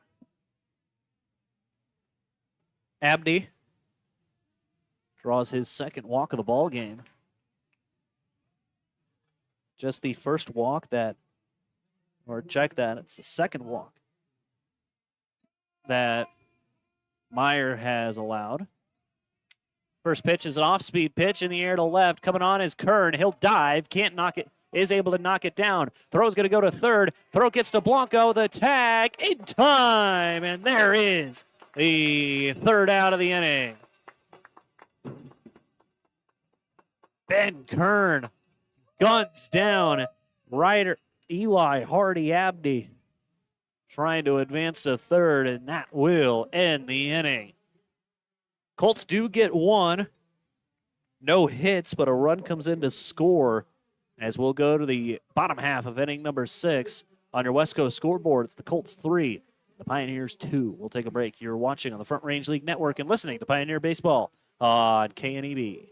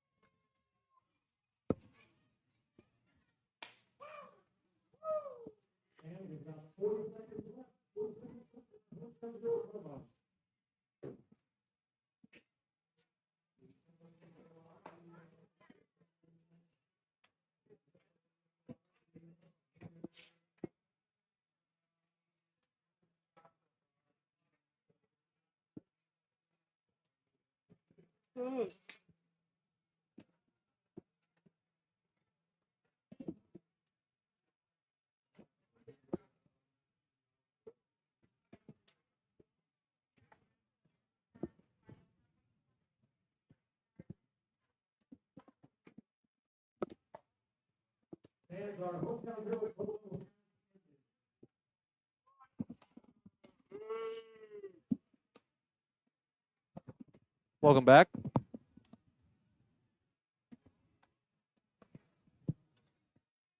Bottom half of inning number 6 set to get underway.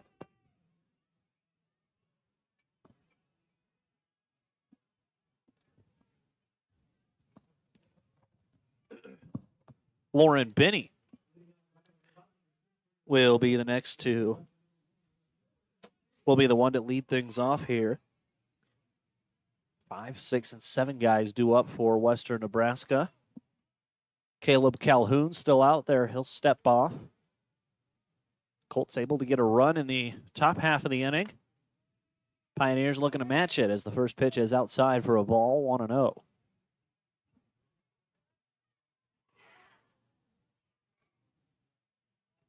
Binney, 1 for 2 today. Next pitch misses high, singled his last time up.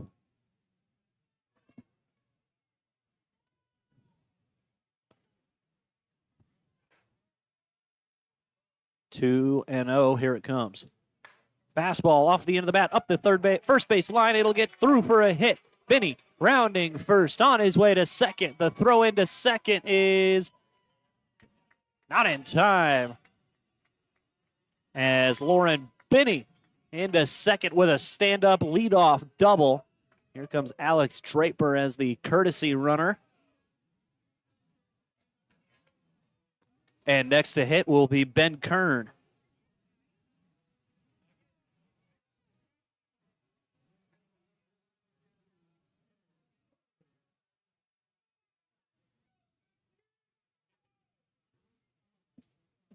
Kern, 0 for 2 today. They're going to change that here. First pitch to him is inside for a ball, 1-0.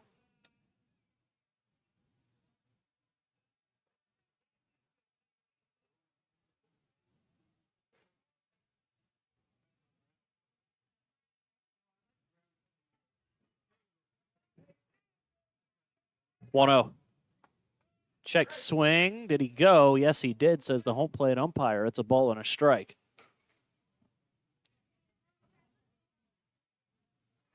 Kern struck out his last time up. Looking not to repeat that fate. 1-1.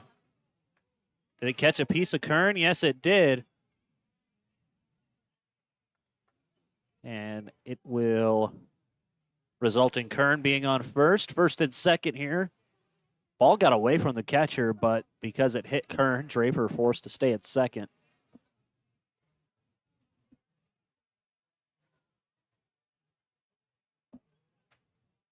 Next to hit will be Jackson McFarland.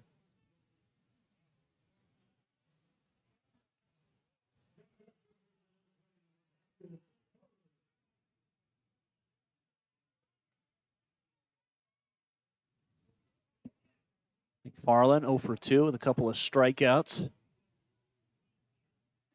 First pitch is a fastball right down the chute, 0-1. Can't blame McFarland for wanting to slow down here in this at-bat. Just try to change something up here for his mojo here in this at-bat. 0-1. Up and in, 1-1. McFarland, he is from Terre Haute, Indiana, and St. Xavier University.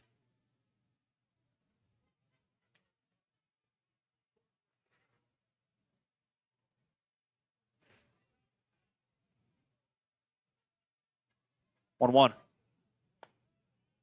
Misses, 2-1. Missed outside. 2 balls and a strike here. Runners on first and second with nobody out. Leadoff double by Lauren Binney, and then a hit by pitch by Ben Kern. Hitters count for McFarland. Here's the 2-1. Swing and a miss at the fastball. McFarland realized it was a fastball a touch late. Couldn't keep up with it, and it's 2-2.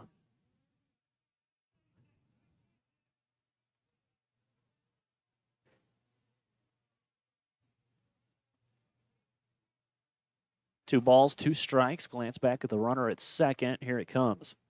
Another fastball and another swing and miss by McFarland, and he's down on strikes for the 3rd time today. Strikeout number 8 for Caleb Calhoun. As with 1 out in the inning, here comes Brandon Jenkins. Actually, correction, that's strikeout number 9 for Calhoun. He has been lights out, and this might be the end of the road for him.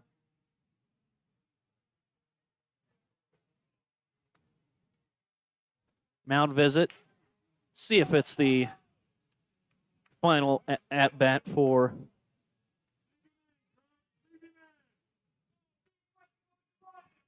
Calhoun. It does look like that will be the end of the line for Caleb Calhoun. Solid performance as he goes 5 1/3, 9 strikeouts for Calhoun. Gave up just 2 runs, but he will be responsible for these 2 runners on. As there's supposed to be one game going on today. Unsure if there's trouble with Game Changer or if they were unable to play. But the Fort Collins Foxes and the NOCO Prospectors were set to go, and they are going. It is the bottom of the 7th with 2 outs. Foxes leading the Prospectors 14-7. Football score. Look around the pros, the MLB scoreboard. There are 8 games going on right now. In the bottom of the 8th, the Tigers and the Rays going back and forth. The Rays on top 11-8.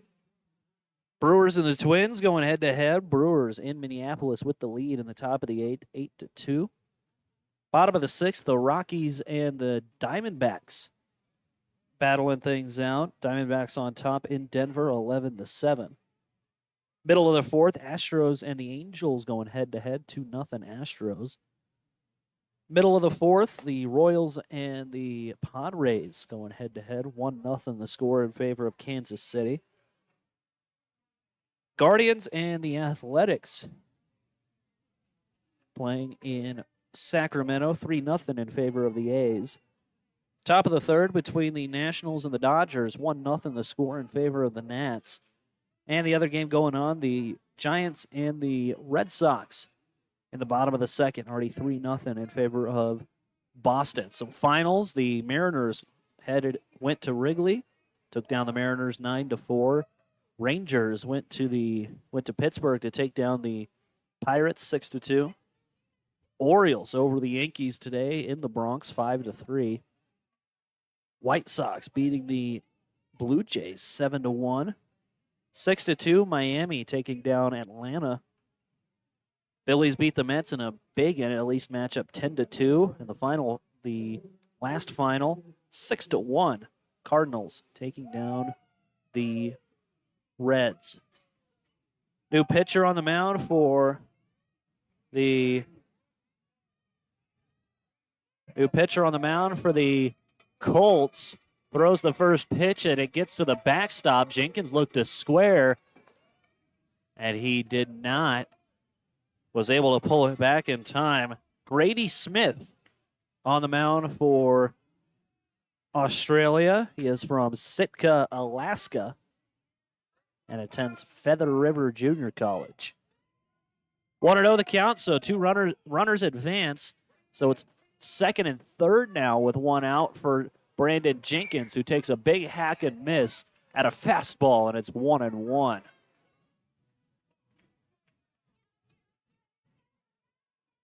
Jenkins 0 for 1 today, struck out his last time up. Drew a walk back in the 2nd. 1-1. Glance back at the man at 2nd. Next pitch misses inside. 2-1 the count now. So 2nd and 3rd here with only 1 out.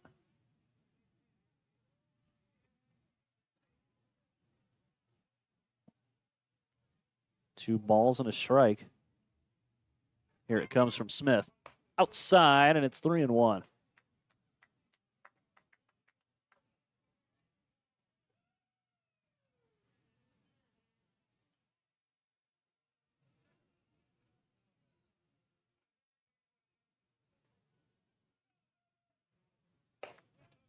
Next pitch misses, and it's ball 4.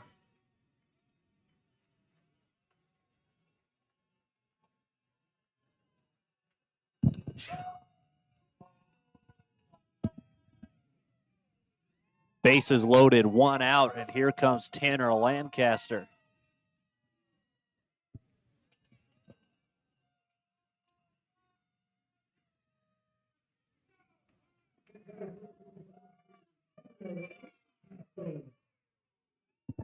Tanner Lancaster next to hit.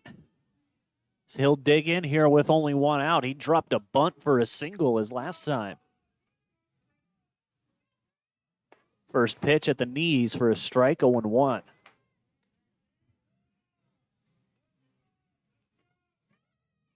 Lancaster is from Castle Rock, Colorado. Plays his college ball at Colorado Northwestern Community College.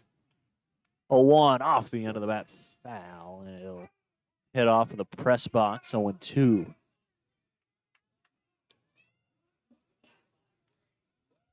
Lancaster struck out and singled today.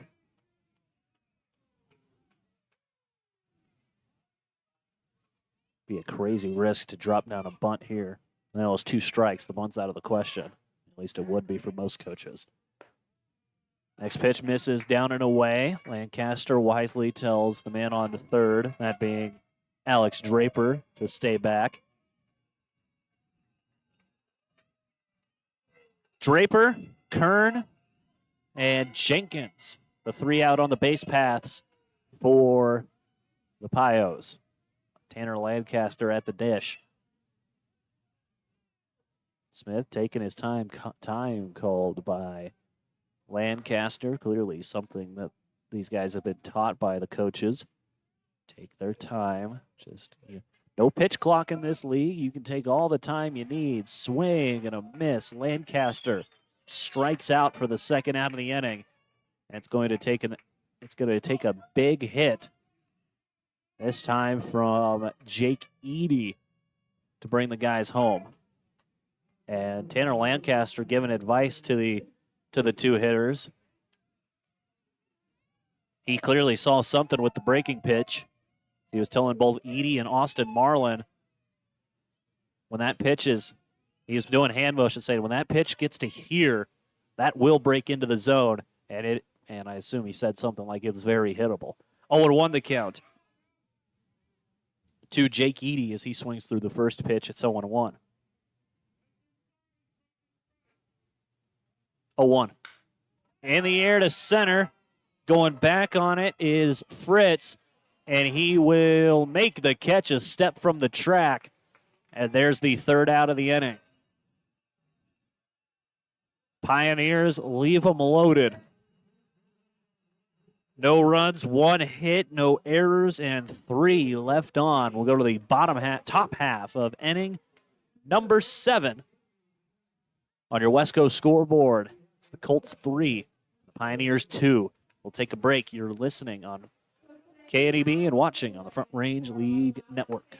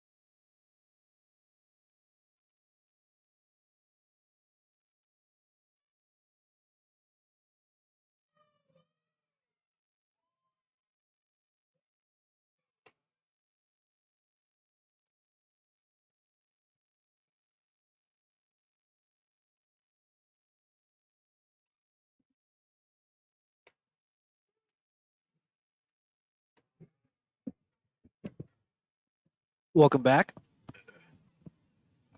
Welcome back to Oregon Trail Park.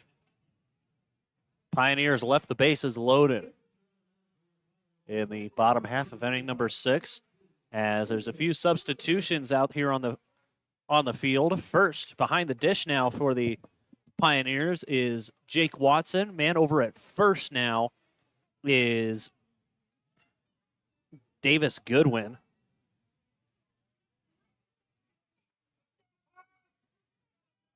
Looking around, don't see any other changes. See Ben Kern still out there in the left. The other infielders remain the same. Kevin Blanco at third, Jake Eady at short, Tanner Lancaster over at second. First pitch swinging is Josh Davies as he skies one foul. It's 0-1.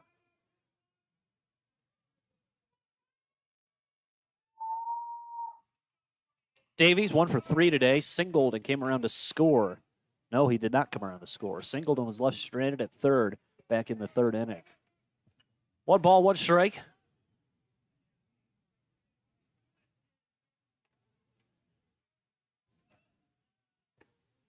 Swing and a miss that time. 1-2 here to the Colts catcher.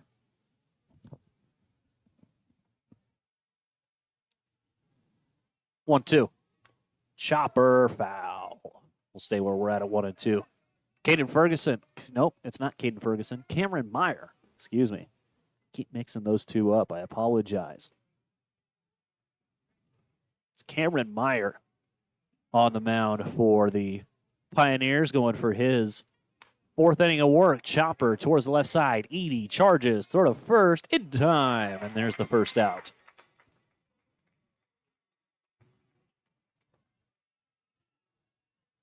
Ground out to the shortstop. Next to hit will be Zach Swartz.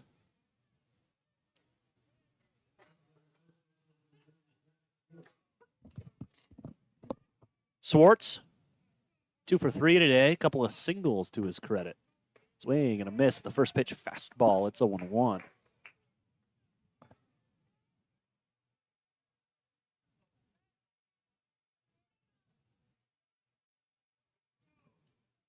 Oh, 1.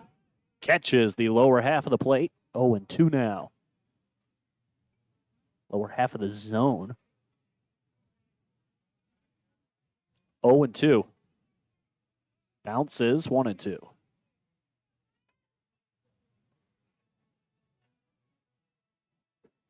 Marlin still out there and right for the Pioneers, as he should be. Next pitch popped up foul.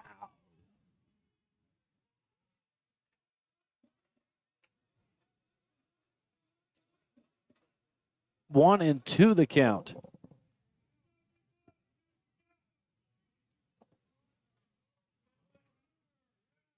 Swing and a miss. It's a strikeout for Cameron Meyer. Swartz down on strikes, and there's the second out of the inning.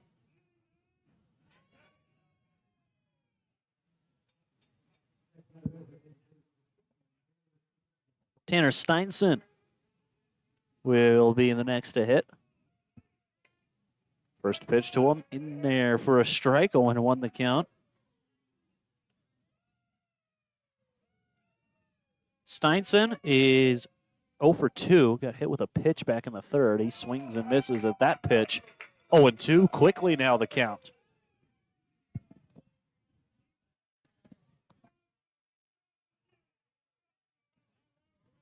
No balls, 2 strikes.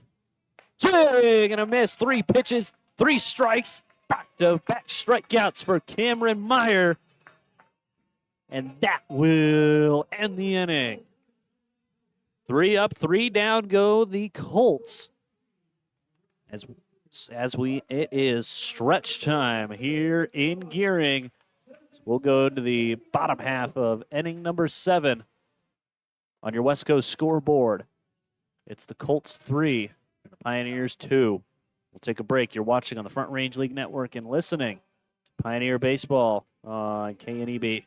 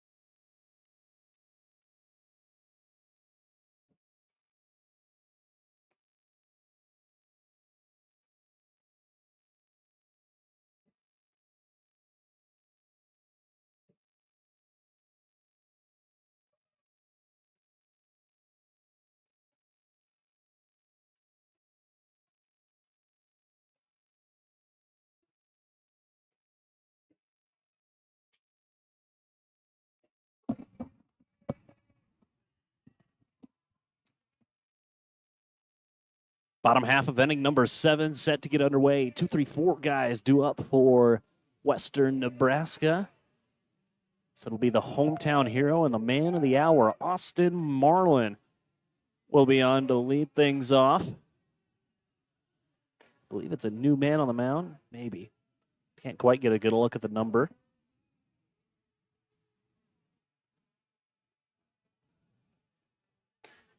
Throw down. Nope, it is not a new man on the mound. It is still Grady Smith out there for Australia.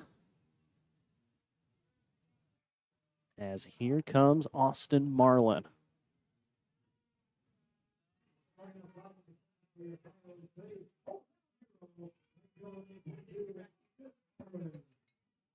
Marlin 3 for 3 today. Double, single, triple. Needs a home run for the cycle as the first pitch is a fastball that misses high.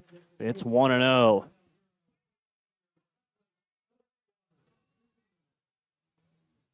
One, 1-0. Chopper up the left side, fielded by the shortstop. Throw to first is going to get away from the first baseman. Marlin slips trying around. Now he's going to be caught in a rundown. Throw for the catcher goes to second. Ball's going to get away from the second baseman, and Marlin's able to scramble back to first and be safe.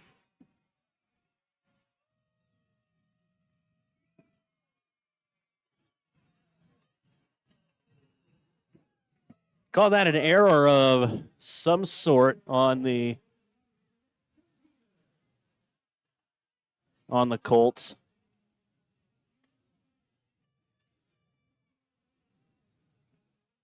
No, they're going to call that a hit. Make him 4 for 4.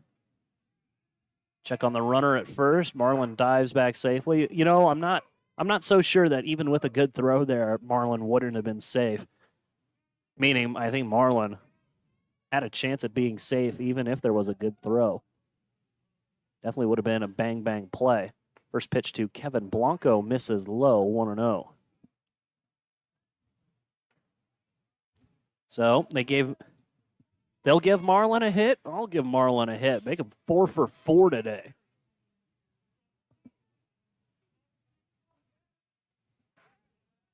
Check on the runner at first. He'll dive back safely.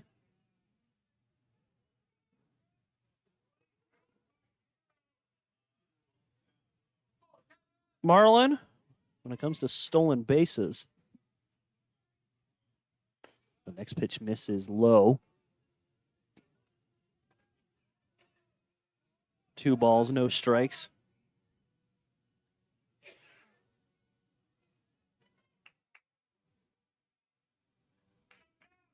When it comes to stolen bases, Marlin is 1 for 2 in stolen bases attempts.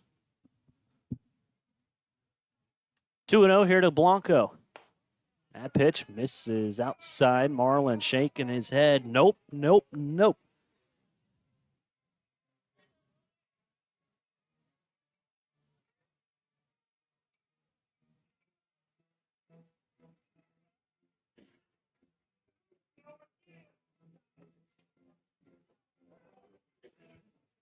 3-0 the count here.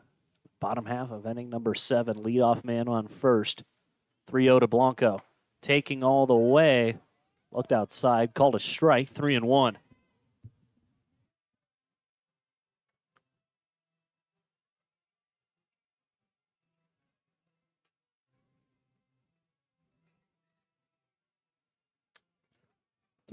Popped up.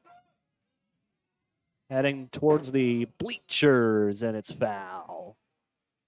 Blanco also kind of slipped coming out of the box. So good thing that wasn't a ground ball that was fair.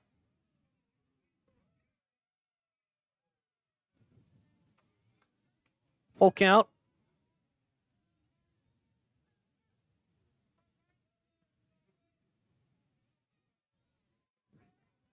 Check on the runner, dives back safely.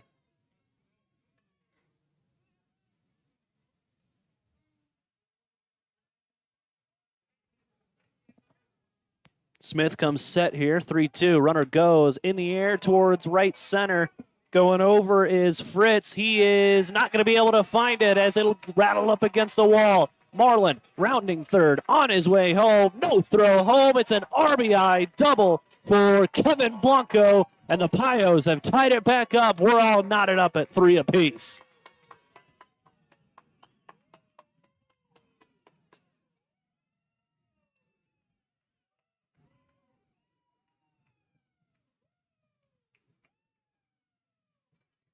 RBI double for Kevin Blanco.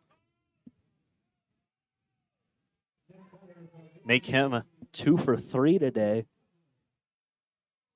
As next to hit for the DH, Ashton Pinedo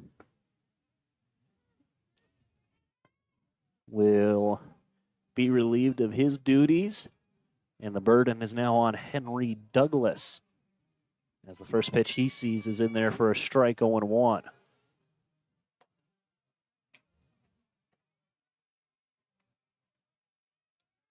Check on the runner, hits Blanco in the back.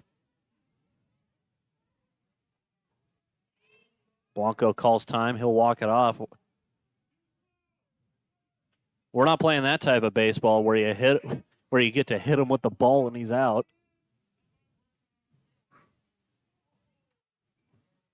We're not playing wiffle ball here. Those things hurt. 0-1.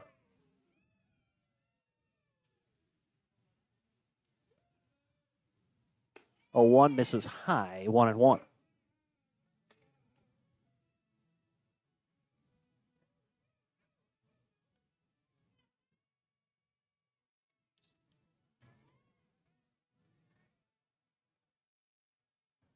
One ball, one strike. Next pitch misses outside, 2-1.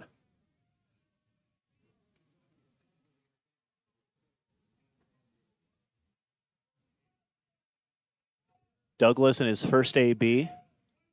He is from Bakersfield, California. No, he is not. He's not from Bakersfield, California.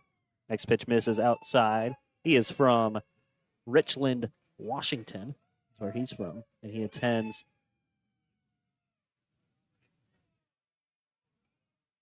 Whitworth University. Next pitch misses outside. That's ball 4, and Douglas will draw the walk.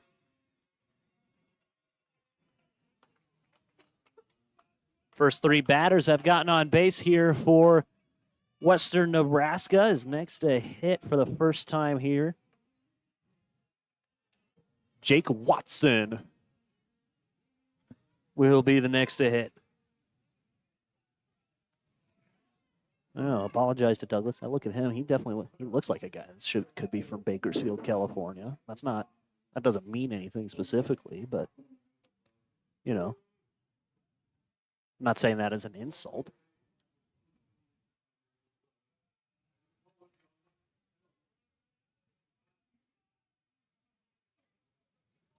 As mentioned, Douglas from Richland, Washington, attends Whitworth. Next to hit will be Jake Watson, getting his first AB. Watson is from Lincoln, Nebraska. Plays college ball at Concordia in Nebraska. He's looking to square. Pulls the bunt back. It's a fastball that misses inside, 1-0. A little more information on Concordia in Nebraska. They are known as the Bulldogs, located in Seward, Nebraska. Play NAIA ball in the Great Plains Athletic Conference. As the next pitch to Watson misses inside. Concordia went 41-13 this year. Lost in the first round of the national tournament. 2-0 the count here to Watson. Swing and a miss. Don't hate that swing. 2-1 the count.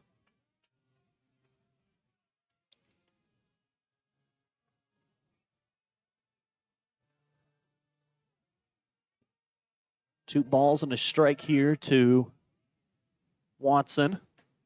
Still a hitter's count. Nice pitch there from Smith. Drops into the zone for a strike. 2-2 the count.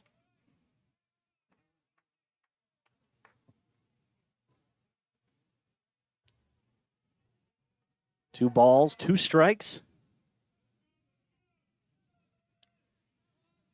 Here's the next pitch to Watson. Too high, and we're full. Tyler Antwine is waiting on deck. He'd be the next to hit.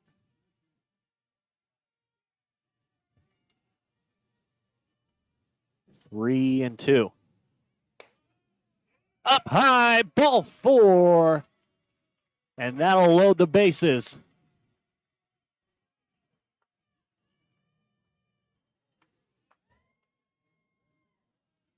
Back-to-back walks drawn by Western Nebraska. And here comes one of the top RBI men for the Pioneers, Tyler Antwine.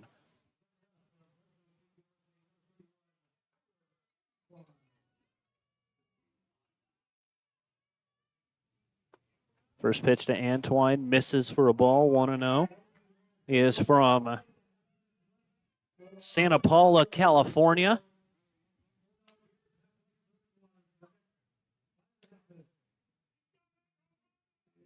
And he attends Fresno State University. Next pitch is in there for a strike.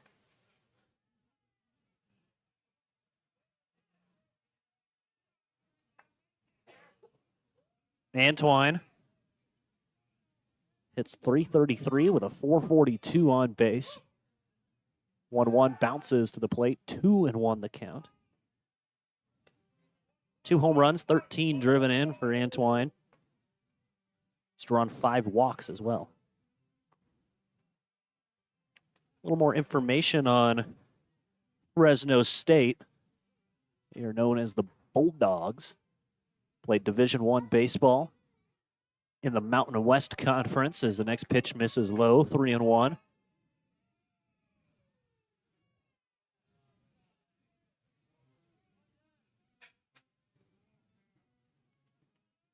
Played Division I in the Mountain West Conference. Went 31-27 this year. And they lost in the regional tournament to UCLA as Antwine swings and knocks it foul. They won the Mountain West. And got to greet. Got the matchup that was UCLA and fell to them.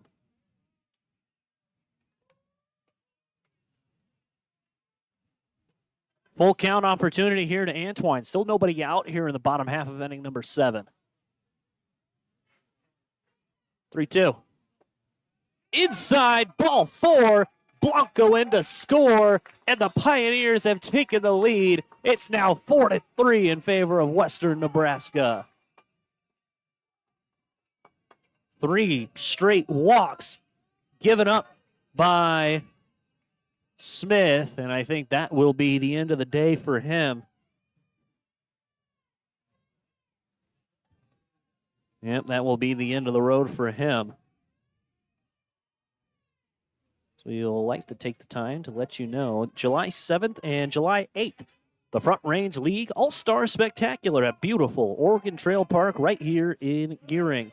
The 2-day All-Star Spectacular is presented by Arrowhead Distributing. Day 1, Home Run Derby, featuring 1 player from each Front Range League team.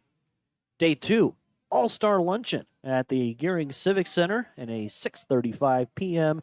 Mountain Time start for the first ever Front Range League All-Star Game, with followed by fireworks presented by Culver's Restaurants. For tickets and information, visit frontRangeLeague.com or WNPioneers.com. Once again, that's frontRangeLeague.com or WNPioneers.com. And we'd also like to remind you that thanks to Taco de Ora and Scotty's, the fans here have a special offer on the back of their tickets. If they can take their tickets to either Taco de Ora or Scotty's, they'll get a 20% discount on the order. So thank you to Taco de Oro and Scotty's for their ongoing support of Pioneer Baseball.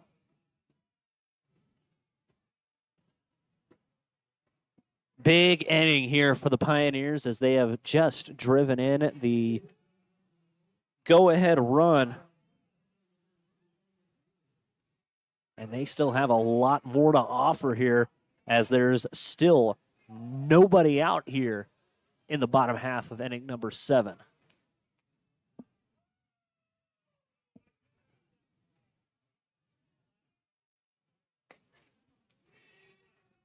Trying to get a good look at the man on the mound as looks like it'll be Davis Goodwin.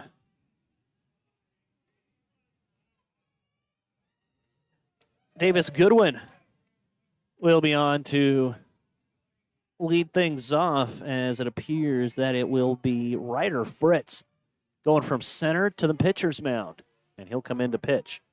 Fritz from Seattle, Washington, attends Feather River Junior College, as the first pitch to Davis Goodwin off the end of the bat, foul. Goodwin, he is from Bakersfield, California. He attends Cal State Bakersfield, right there in Bakersfield. 0-1 the count here to the pinch hitter, as the first pitch is in there for a strike. Shouldn't say pinch hitter, not necessarily accurate. He came in last inning as a defensive replacement, getting his first at-bat here. 0-2 the count to him.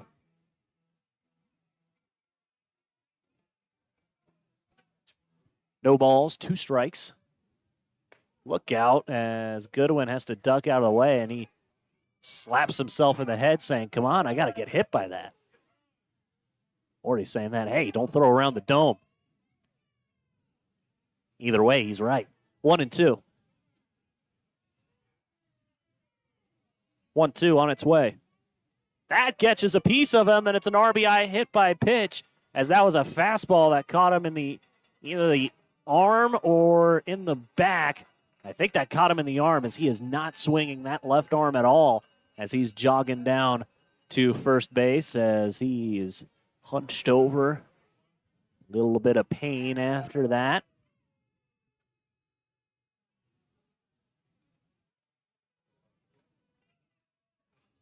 And the trainer, Isaac, will come out here and talk with him. So an RBI hit by pitch brings home another run for the Pioneers as they extend their lead. It's now 5-3. 3 runs have come across to score here in the bottom half of inning number 7.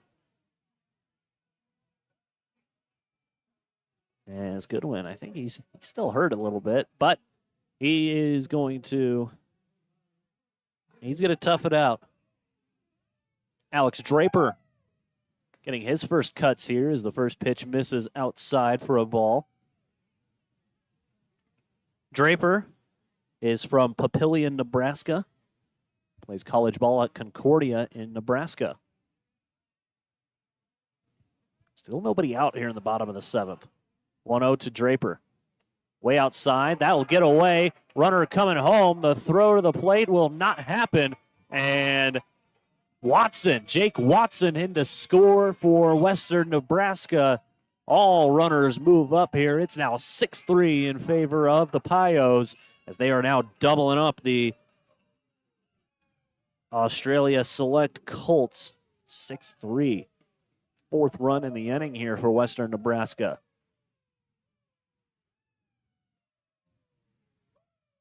Draper, as mentioned, getting his first AB here. Infield coming in with runners on 2nd and 3rd. No more chance at a double play.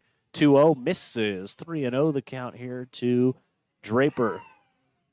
Waiting on deck is not Tanner Lancaster. That's who it would be. 3-0. Taking all the way, and that's ball 4. Draper draws the walk, loads the bases right back up, as next to hit is Bryce Peterson.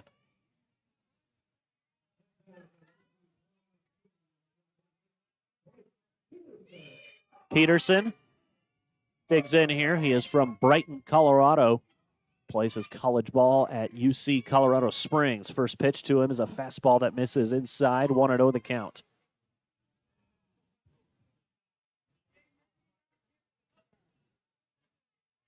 Peterson, during his college ball days this past season, He hit 404 as the next pitch kicks away, goes up the third base line. Antwine decides not to run on it, and he will go back to third. 2-0 the count. Antwine, Goodwin, Draper, the 3 out on the base pass right now for Western Nebraska. Peterson hitting 304 with a 373 on base this season as the next pitch to him's outside as well. 3-0 the count. Peterson has 2 home runs. I was looking at his triples. 2 home runs and 11 driven in. 3-0. Fastball down and away. That's ball 4, and another run walked in here for Western Nebraska.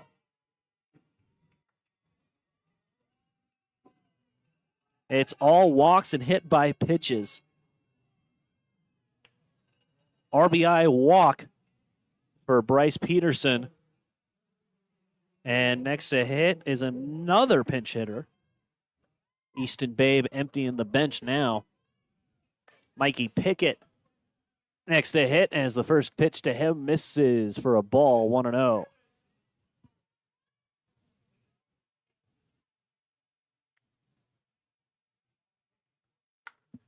Pickett swings, hits one up the third base line. Now, 5 runs have come across to score. That last walk by Peterson brought in another run. It's now 7-3.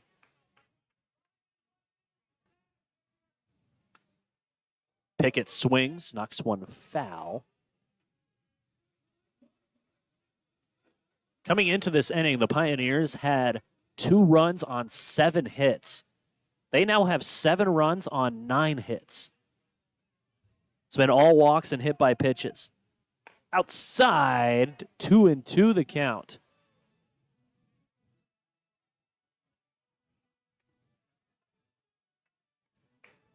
Pickett, he is from Fremont, California. Just finished up high school and is committed to Fresno State University. 2-2. Got him looking. Third strike called, and there's the first out of the inning.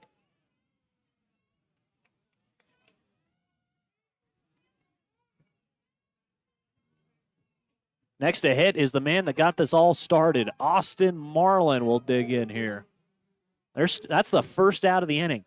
9 batters came to the plate before we got our first out in this inning. First pitch to Marlin, misses inside. It's 1-0. Marlin 4 for 4 today. Double in the first and a triple in the 5th. 1-0 to Marlin. Swing and a miss. Got a good look at it, just swung right over it, and it's 1-1.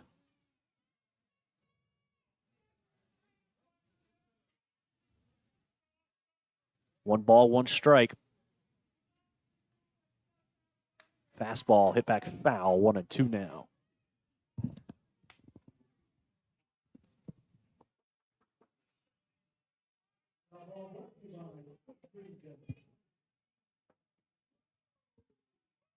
As I mentioned in the pregame, Marlin, I talked to Marlin before the game.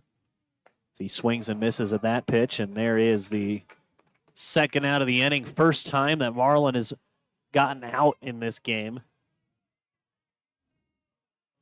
As next to hit will be Kevin Blanco. Talked to Marlin. He said the one thing that he wanted to get better at this year was just staying consistent.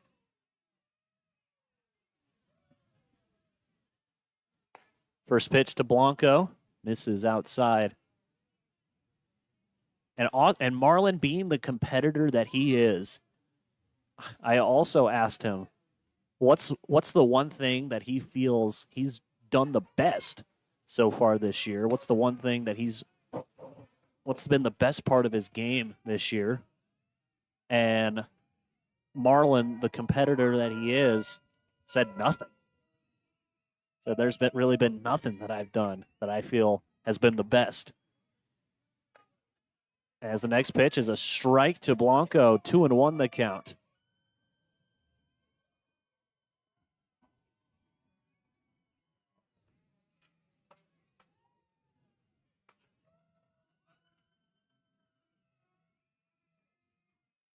2-1 right down the chute. 2-2 the count here to Kevin Blanco.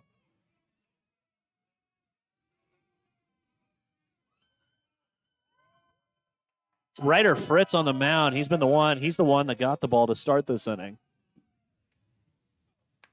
As Blanco skies one in the air to right.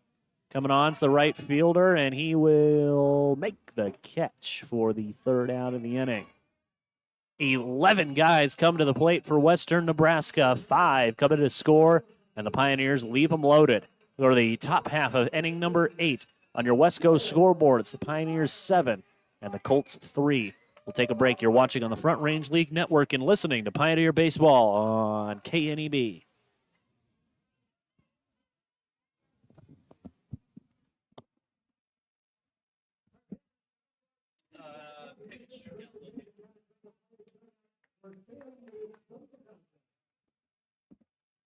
All right, and over here are our contestants. I'll have them introduce themselves.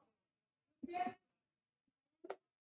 And they're going to start over here with me. They're going to run the Hiram Island, spin 10 times around the back, and then run back to see who wins. Are you guys ready?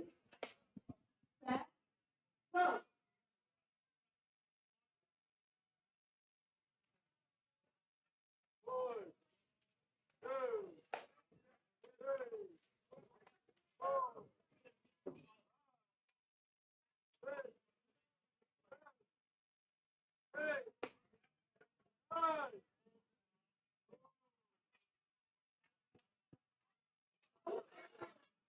Oh, you got it. Great job, guys. You got our winner. Back to you, Bill. All right. 5 runs in to score in the bottom half of inning number 7 for the Western Nebraska Pioneers, as there's a new man on the mound to begin things here in the top half of inning number 8 for Western Nebraska. It's the man I kept confusing Cameron Meyer for. Caden Ferguson will be called on to get things through the 8th inning. Ferguson, he is from Alliance, Nebraska. Plays his college ball at Western Nebraska Community College.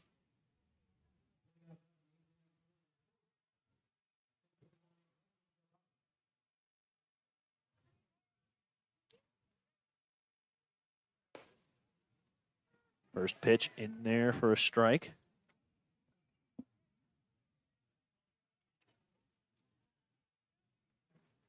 Man to lead things off here for the Australian Select Colts is Ryan Kabara.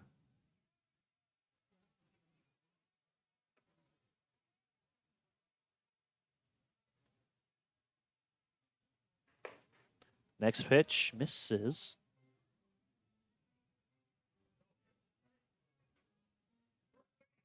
Kabara, he is 0 for 2 today.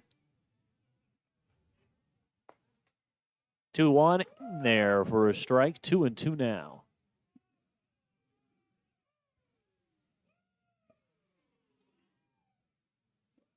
Two balls and 2 strikes here. Trying to make it 5 straight, set down. Nice breaking ball. Stayed outside, inside. 3-2.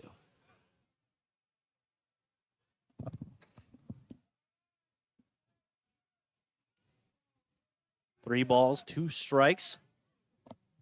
Trying to set off the leadoff man, and he does. Got him looking. Called. 3rd strike. 3 straight strikeouts here as Meyer set the first 2 down. Set the last 2 down on strikes. Ferguson picks up right where he left off. Strikeout to begin the 8th inning as Nash orbits. Got ahead of myself. It's Ethan Ward the next to hit here.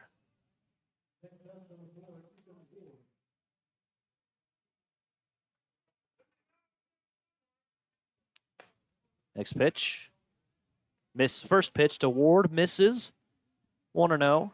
Ward 0 for 1. He's been hit with a couple of pitches as the next pitch is in there for a strike. 1-1.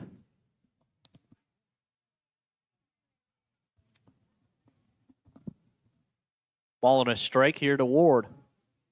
Outside. Try to get him to chase with the fastball. Ward ahead in the count now, 2-1. Good chance for Ward to get ahead. Can he? No, he can't.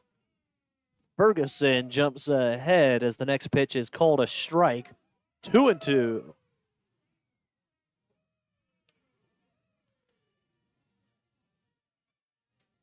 Two balls, two strikes. Here it comes. Outside, ball 3.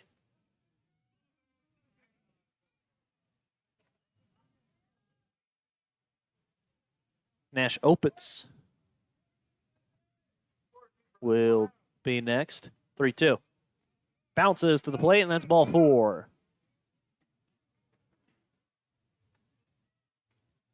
Ward draws the 1-out walk. As next to hit, Nash Opitz.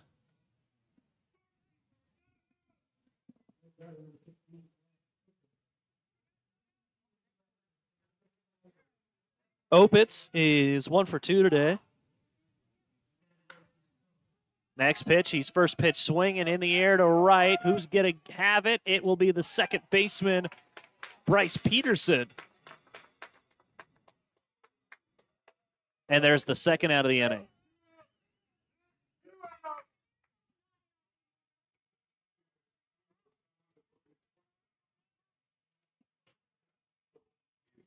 Next to hit will be Ryder Fritz.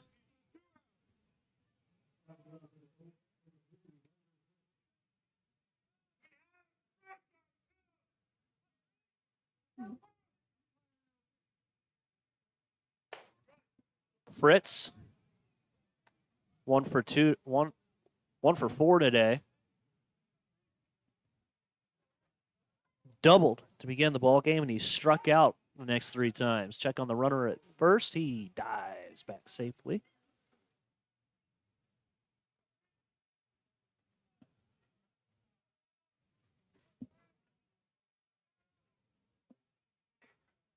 One and 0. Misses high. 2-0. 2 balls, no strikes.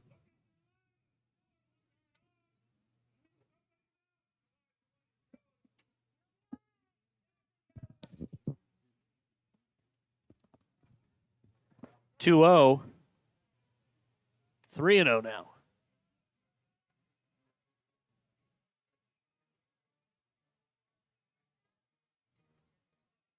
Three balls, no strikes. Imagine Fritz will be taking all the way, and for good reason. Pitch misses up and away for a ball. That is ball 4. 2-out walk drawn by Fritz. As next to hit will be Eli Hardy Abdi.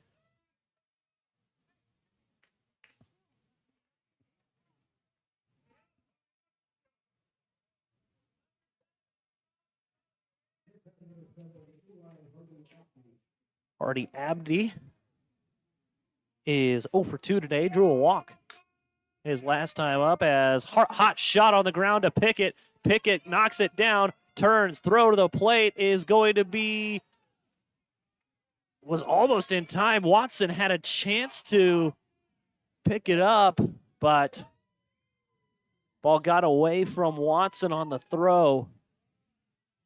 Did a good job to just block it and keep it from going to the backstop. And a run comes in to score for the Colts as Ward comes in. Hardy Abdi. They're going to hit Pickett with an error.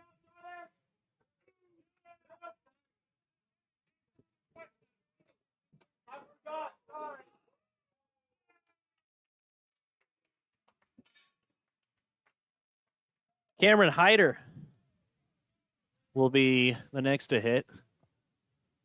First pitch in the air to right. Marlin's not going to be able to get there. One run will score. Throw's going to go to third. Nice catch by Blanco to keep the ball from getting away. And it's an RBI single here for Cameron Hyder as Fritz comes in to score.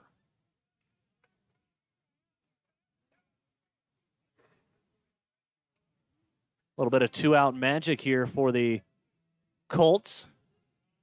As the lead has gone from 7-3, it's now 7-5 in favor of the Pios. Next to hit will be Josh Davies. Davies 1 for 4. First pitch to him misses for a ball, 1-0.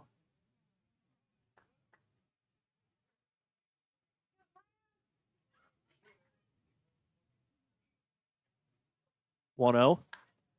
In the air towards the right side near the first base dugout. Tracking is Goodwin, and he puts a glove on it for the third out of the inning. Pop out to end the inning. Colts get two runs on one hit, one error in the inning, and 2 men left on base. We'll go to the bottom half of inning number 8 on your West Coast scoreboard. It's the Pioneers 7 and the Colts 5. We'll take a break. You're listening to Pioneer Baseball on KNEB and watching it on the Front Range League Network.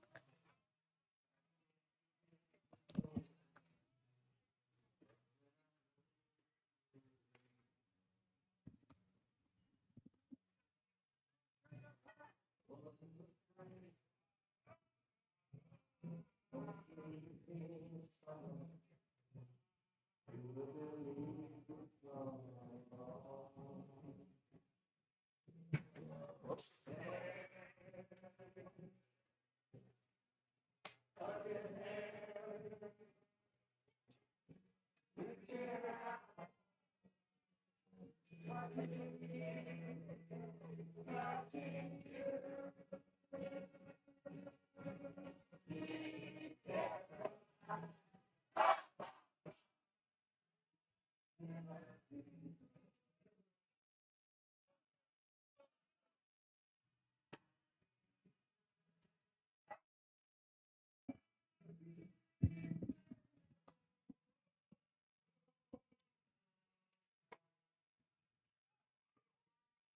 Bottom half of inning number 8 set to get underway.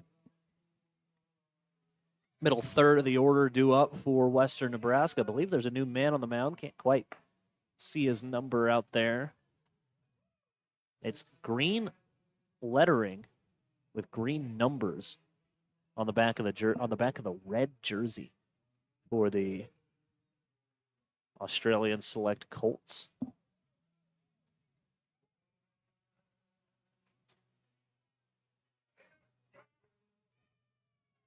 Catcher and pitcher talking back and forth, making sure the signs are all together. As it looks like Max Barney will be out there to do the pitching here in the bottom half of inning number 8. Barney is from Hong Kong.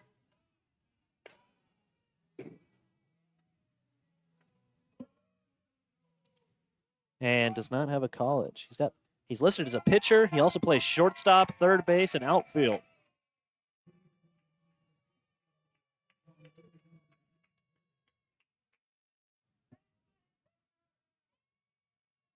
We're breaking off 7-5 our score. Bottom half of inning number 8.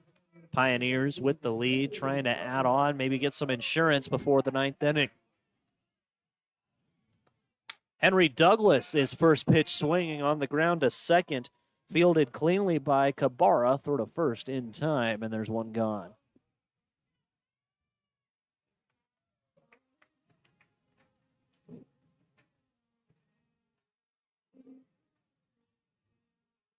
One out of the inning, and next to hit will be Jake Watson.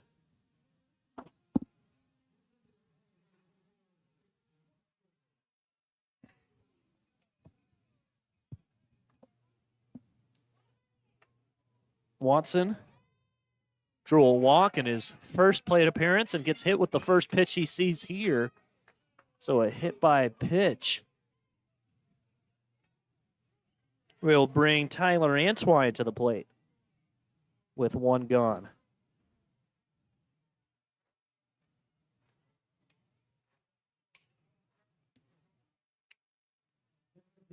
Antwine drew a walk that brought home a run.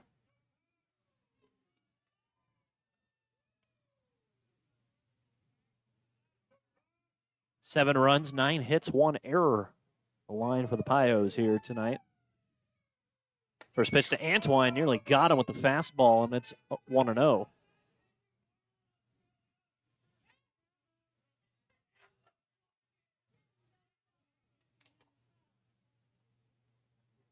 Runner breaks for second. Pitch misses. The throw down is late. And it's a stolen base for Jake Watson.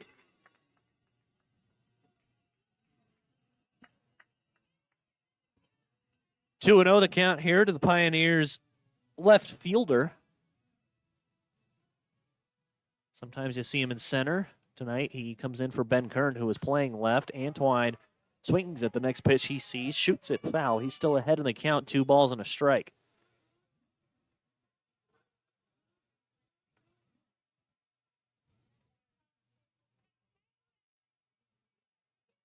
Two and 1 the count.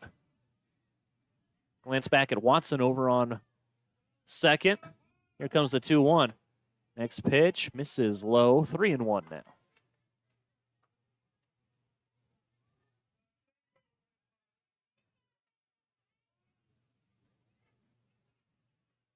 Davis Goodwin waits on deck. As the next pitch up the third base line, knocked down by the third baseman. Throw is not going to happen. Good job by the third baseman, that being Eli Hardy Aberdeen. Good job by him to just knock that down and keep that from going up the line for extra bases.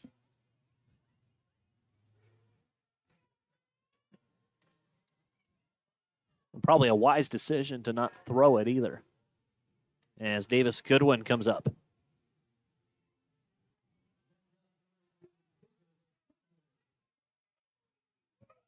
Goodwin was hit by a pitch his last time up. First pitch misses outside, 1-0. 2 on, 1 out here in the bottom half of inning number 8. Pios looking for some insurance as they lead it by 2.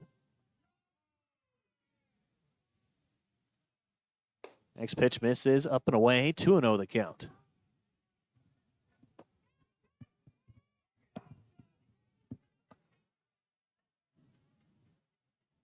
Two balls, no strikes.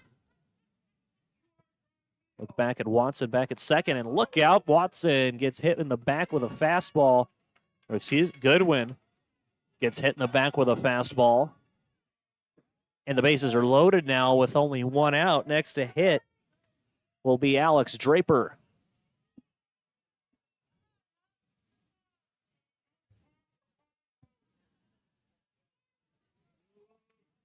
Second time Goodwin has been hit by a pitch.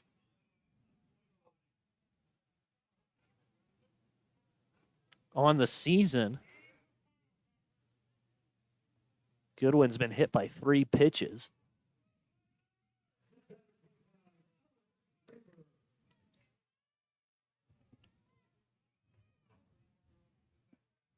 First pitch misses, up and away, 1-0.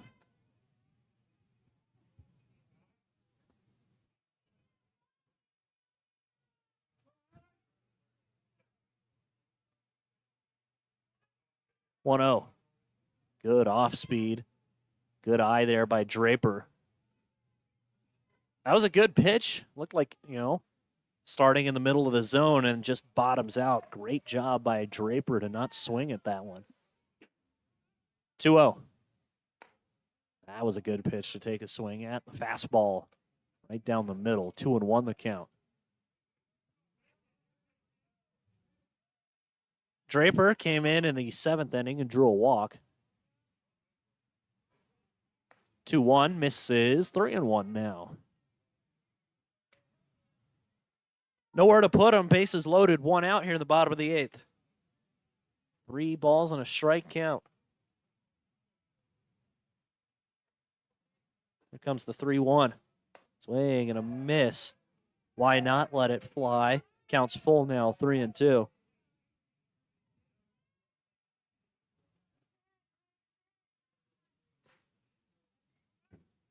Payoff pitch.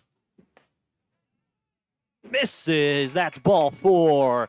And Alex Draper draws the walk and brings in an RBI.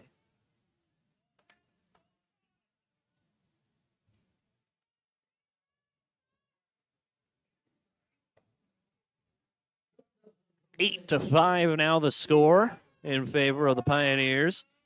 Next to hit will be Bryce Peterson. He drew an RBI walk his last time up.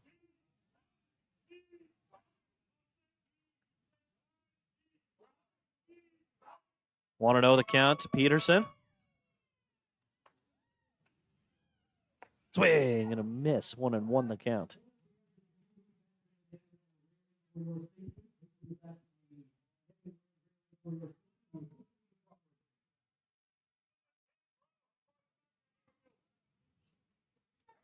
One, 1. Up and away, 2-1.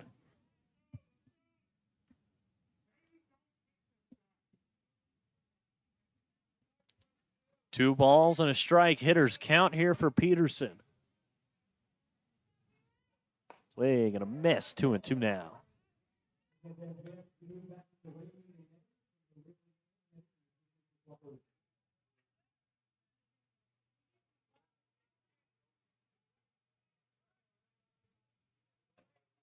Two and two. Here it comes. Swing and a miss, and there's the second out.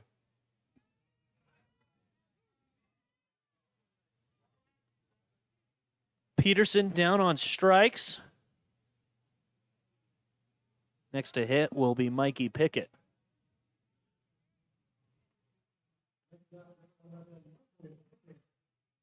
Pickett had his first AB back in the 7th. Struck out looking his first time. 1-0 the count. Got to get Austin back to the plate at least one more time. Come on. Right? 1-0. Up the third base line. Foul. Hit really hard. Now just got to straighten that out.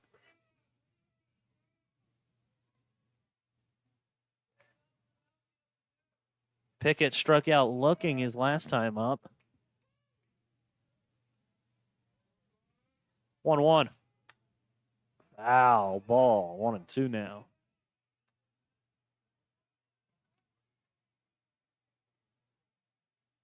Sixth time through the order here for Western Nebraska. 1-2. In the air to center, going back on it is the center fielder, and he will put it away, and there is out number 3. 7 guys come to the plate for Western Nebraska. 1 comes in to score, and 3 of them left on base. We'll go to the top half of inning number 9. Last chance here for Australia on your West Coast scoreboard. It's the Pioneers 8 and the Colts 5. We'll take a break. You're listening to Pioneer Baseball at KDB and watching on the Front Range League Network.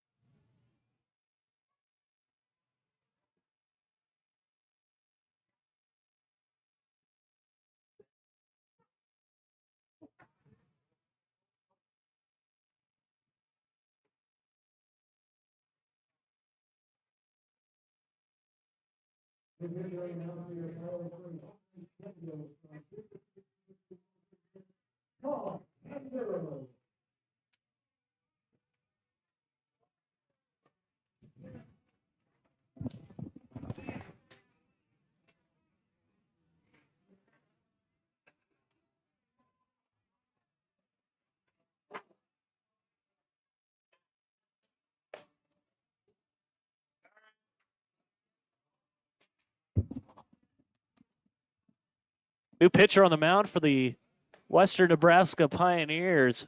Kind of a Pioneer legend, was just told by PA announcer Bill Sheffield. This guy's about a 12-year veteran with the Pioneers. Paul Panduro on the mound here for Western Nebraska. Of course, this is an exhibition game. I would believe that the FRL follows the same eligibility rules most of the leagues follow, where you have to have been on a college roster in order to play here. But this is an exhibition game. You can let even old Hayden sitting over here. He could come out there and take a couple of whacks at it if he wanted to. I don't think he wants to, but he shrugs at me, says, maybe. Did you swing it? Could you swing it back in the day? Did you play baseball at all? No? Looked like you could crush a couple. Hard hit singles. It's your bread and butter. Joking, obviously. Top of the ninth. Zach Swartz. We ought to lead things off. Chopper foul. 0-1 the count to him.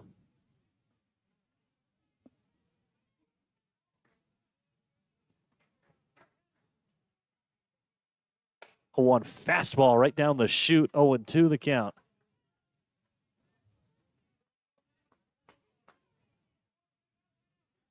No balls, 2 strikes here to Swartz. Swartz is 2 for 4 today. 0-2 bounces to the plate. 1-2 now.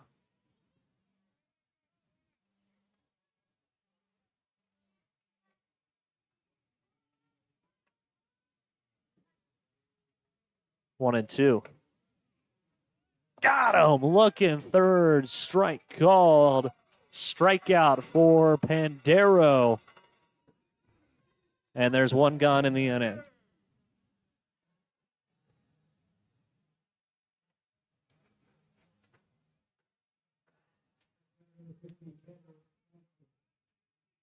Tanner Steinson will be the next to hit. First pitch to him misses high for a ball, 1-0.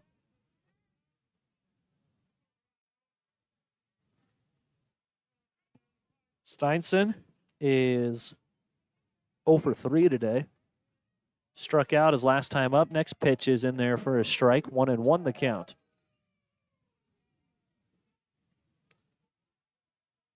Ball and a strike here. Next pitch misses inside. 2-1.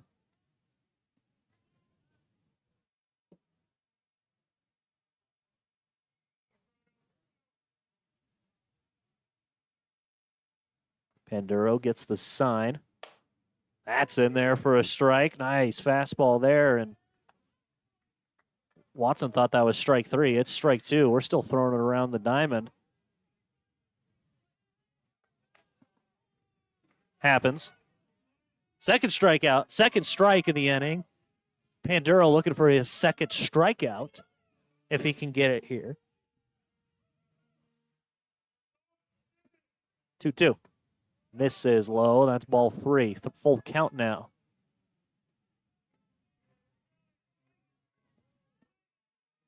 Ryan Cabarra will be next. 3-2. Swing and a miss. Pandero with another strikeout. Back-to-back Ks for him. And there is 2 outs now as Watson goes over and apologizes to the home plate umpire, I would assume, for thinking there was that last strike was the third strike. Ryan Cabarra stands in as the last chance here for Australia.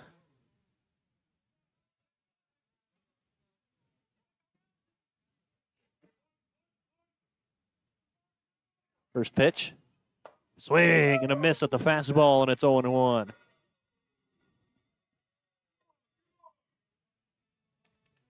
Cabarra 0 for 3 today. Couple of strikeouts as he swings through another one. 0-2 now.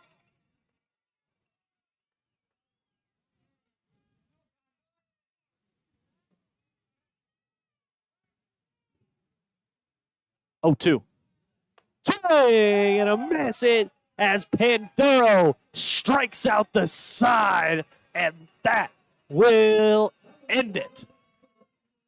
Your final score, the Western Nebraska Pioneers 8 and the Australian Select Colts 5. Don't go too far as we'll have the Runza postgame show coming up next. We'll talk about what all happened in this ball game, pick a player of the game, and then give you a look at the schedule coming up here for the Western Nebraska Pioneers. Runs Up Postgame Show coming your way next. You're listening to Pioneer Baseball and KDB and watching it on the Front Range League Network.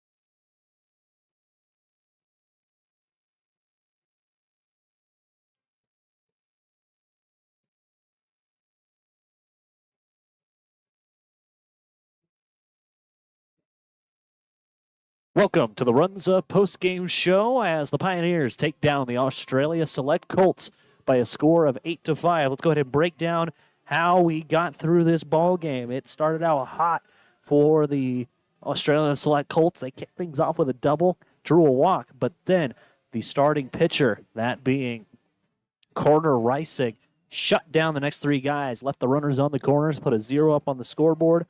Pioneers got things kicked off after a double from Austin Marlin and then was knocked home by Kevin Blanco, putting a run on the board. Wouldn't see another run until the third inning when the Colts answered it after a wild pitch that scored Cameron Hyder. They had the bases loaded with one out, and then a beautiful diving catch from Austin Marlin turned into a double play in the third inning, only allowing just one run. We wouldn't see another run until the top half of inning number 5 when the Colts would score one run off a wild pitch, actually a fielder's choice that brought in a run from Tanner Steinson.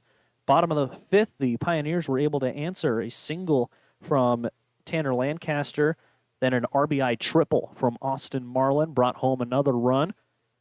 Top of the sixth, the Colts scored another run, hit by pitch, brought in a hit by pitch, and then came around to score on a passed ball. Pioneers used a big seventh inning where 11 guys came to the plate and 5 came in to score to put the score at 7-3. 2 more runs came in the 8th inning for the Australian Select Colts off of a couple of base runners, wild pitches, walks for Australia Select as they put up 2 in the top half of inning number 8. Pioneers got some insurance after an RBI single, after an RBI walk from Alex Draper brought in an insurance run, and then the Pioneers forced a 3-up, 3-down inning. Paul Pandero strikes out the side for the Western Nebraska Pioneers to end the ball game. Your final score, 8-5 in favor of Western Nebraska. Don't go too far. We'll announce our player of the game, give you a sneak peek, and we'll be talking to him after this break. Austin Marlin will be your player of the game. When we come back, we'll talk with him and ask him all about his game today. You're watching on the Front Range League Network and listening to the Runs Up Postgame Show here on KNEB.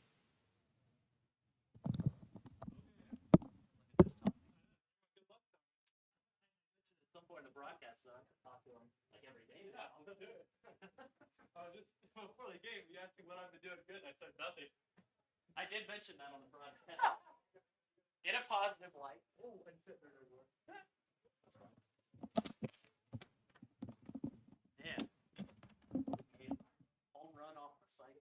And but that last at back, Mike was like, "So just swing at your shoes and hit one over the fence, why don't you?" That's why I struck down because I was swinging too damn hard. Shouldn't have looked at the mic. Mike's an instigator.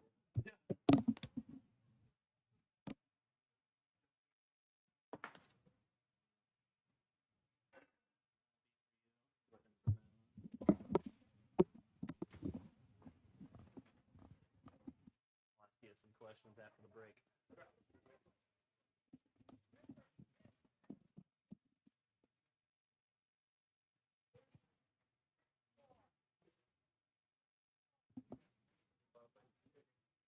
What's that? So I feel like I'm about to play some video games.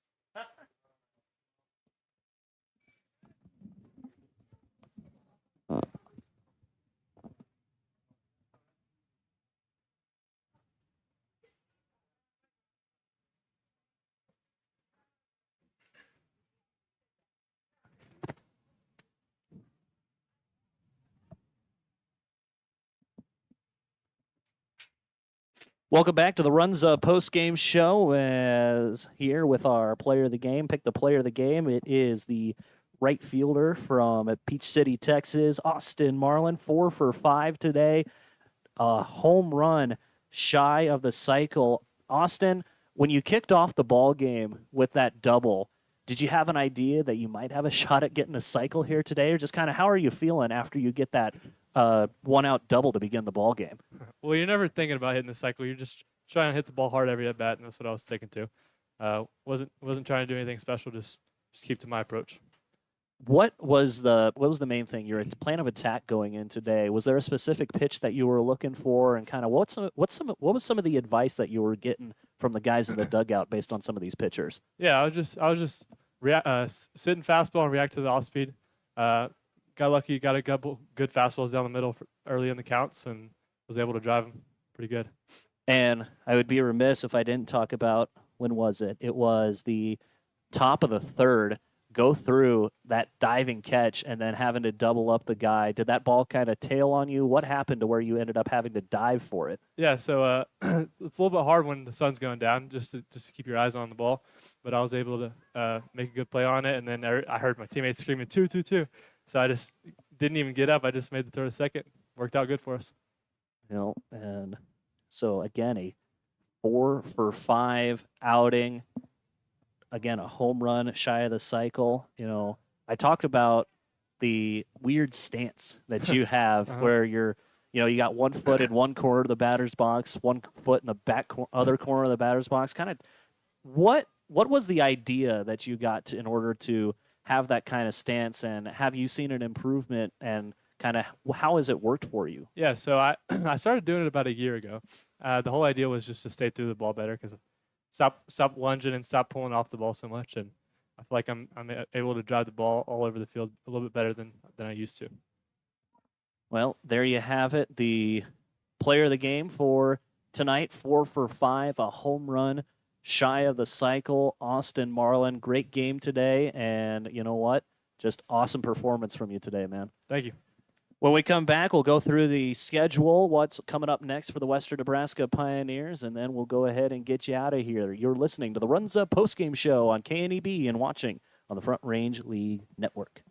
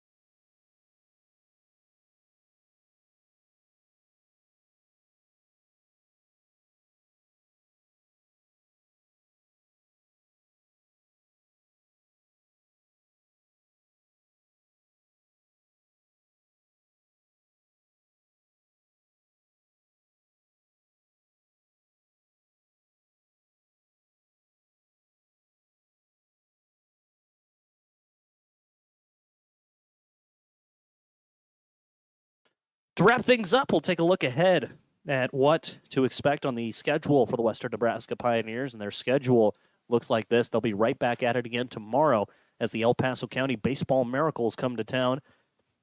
Little two-game set against them here at Oregon Trail Park on the 21st and the 22nd. Pioneers have an off day on Monday, and then they take a road trip, 2 games on the 24th and the 25th to take on the Boulder 64s, and then down they go to Colorado Springs for the second time this season in a one-off game against the El Paso County Baseball Miracles. Turn right back around, come back to Gering, and do it all over again. Go from Colorado Springs to Gering and have to play that night against the Diamond Club Collegians. And then a little weekend set against the Greeley Grays and just the 2 games against the Greeley Grays on the 28th and the 29th. And that will wrap up the month of June for the Western Nebraska Pioneers. Once again, your final score, the Western Nebraska Pioneers take it by a score of 8-5 over the Australia Select Colts. They'll be on the road as they will head over to Greeley tomorrow to take on the Grays in their little tour of baseball. For Chuck Heeman, Myra Heeman, everyone else involved with the Western Nebraska Pioneers, also want to give a shout out to everyone over at KNEB. They all thank you. Shout out to Thad Anderson with the FRL and everyone else involved in the broadcasting of the Front Range League Baseball. This is Logan Hunter for the final time today. We'll do it all over again tomorrow, 6:35, as the Pioneers take on the El Paso County Baseball Miracles right here at Oregon Trail Park for the final time today. Thank you all for watching. Thank you all for listening. This has been Pioneer Baseball on KNEB. We'll see you all tomorrow.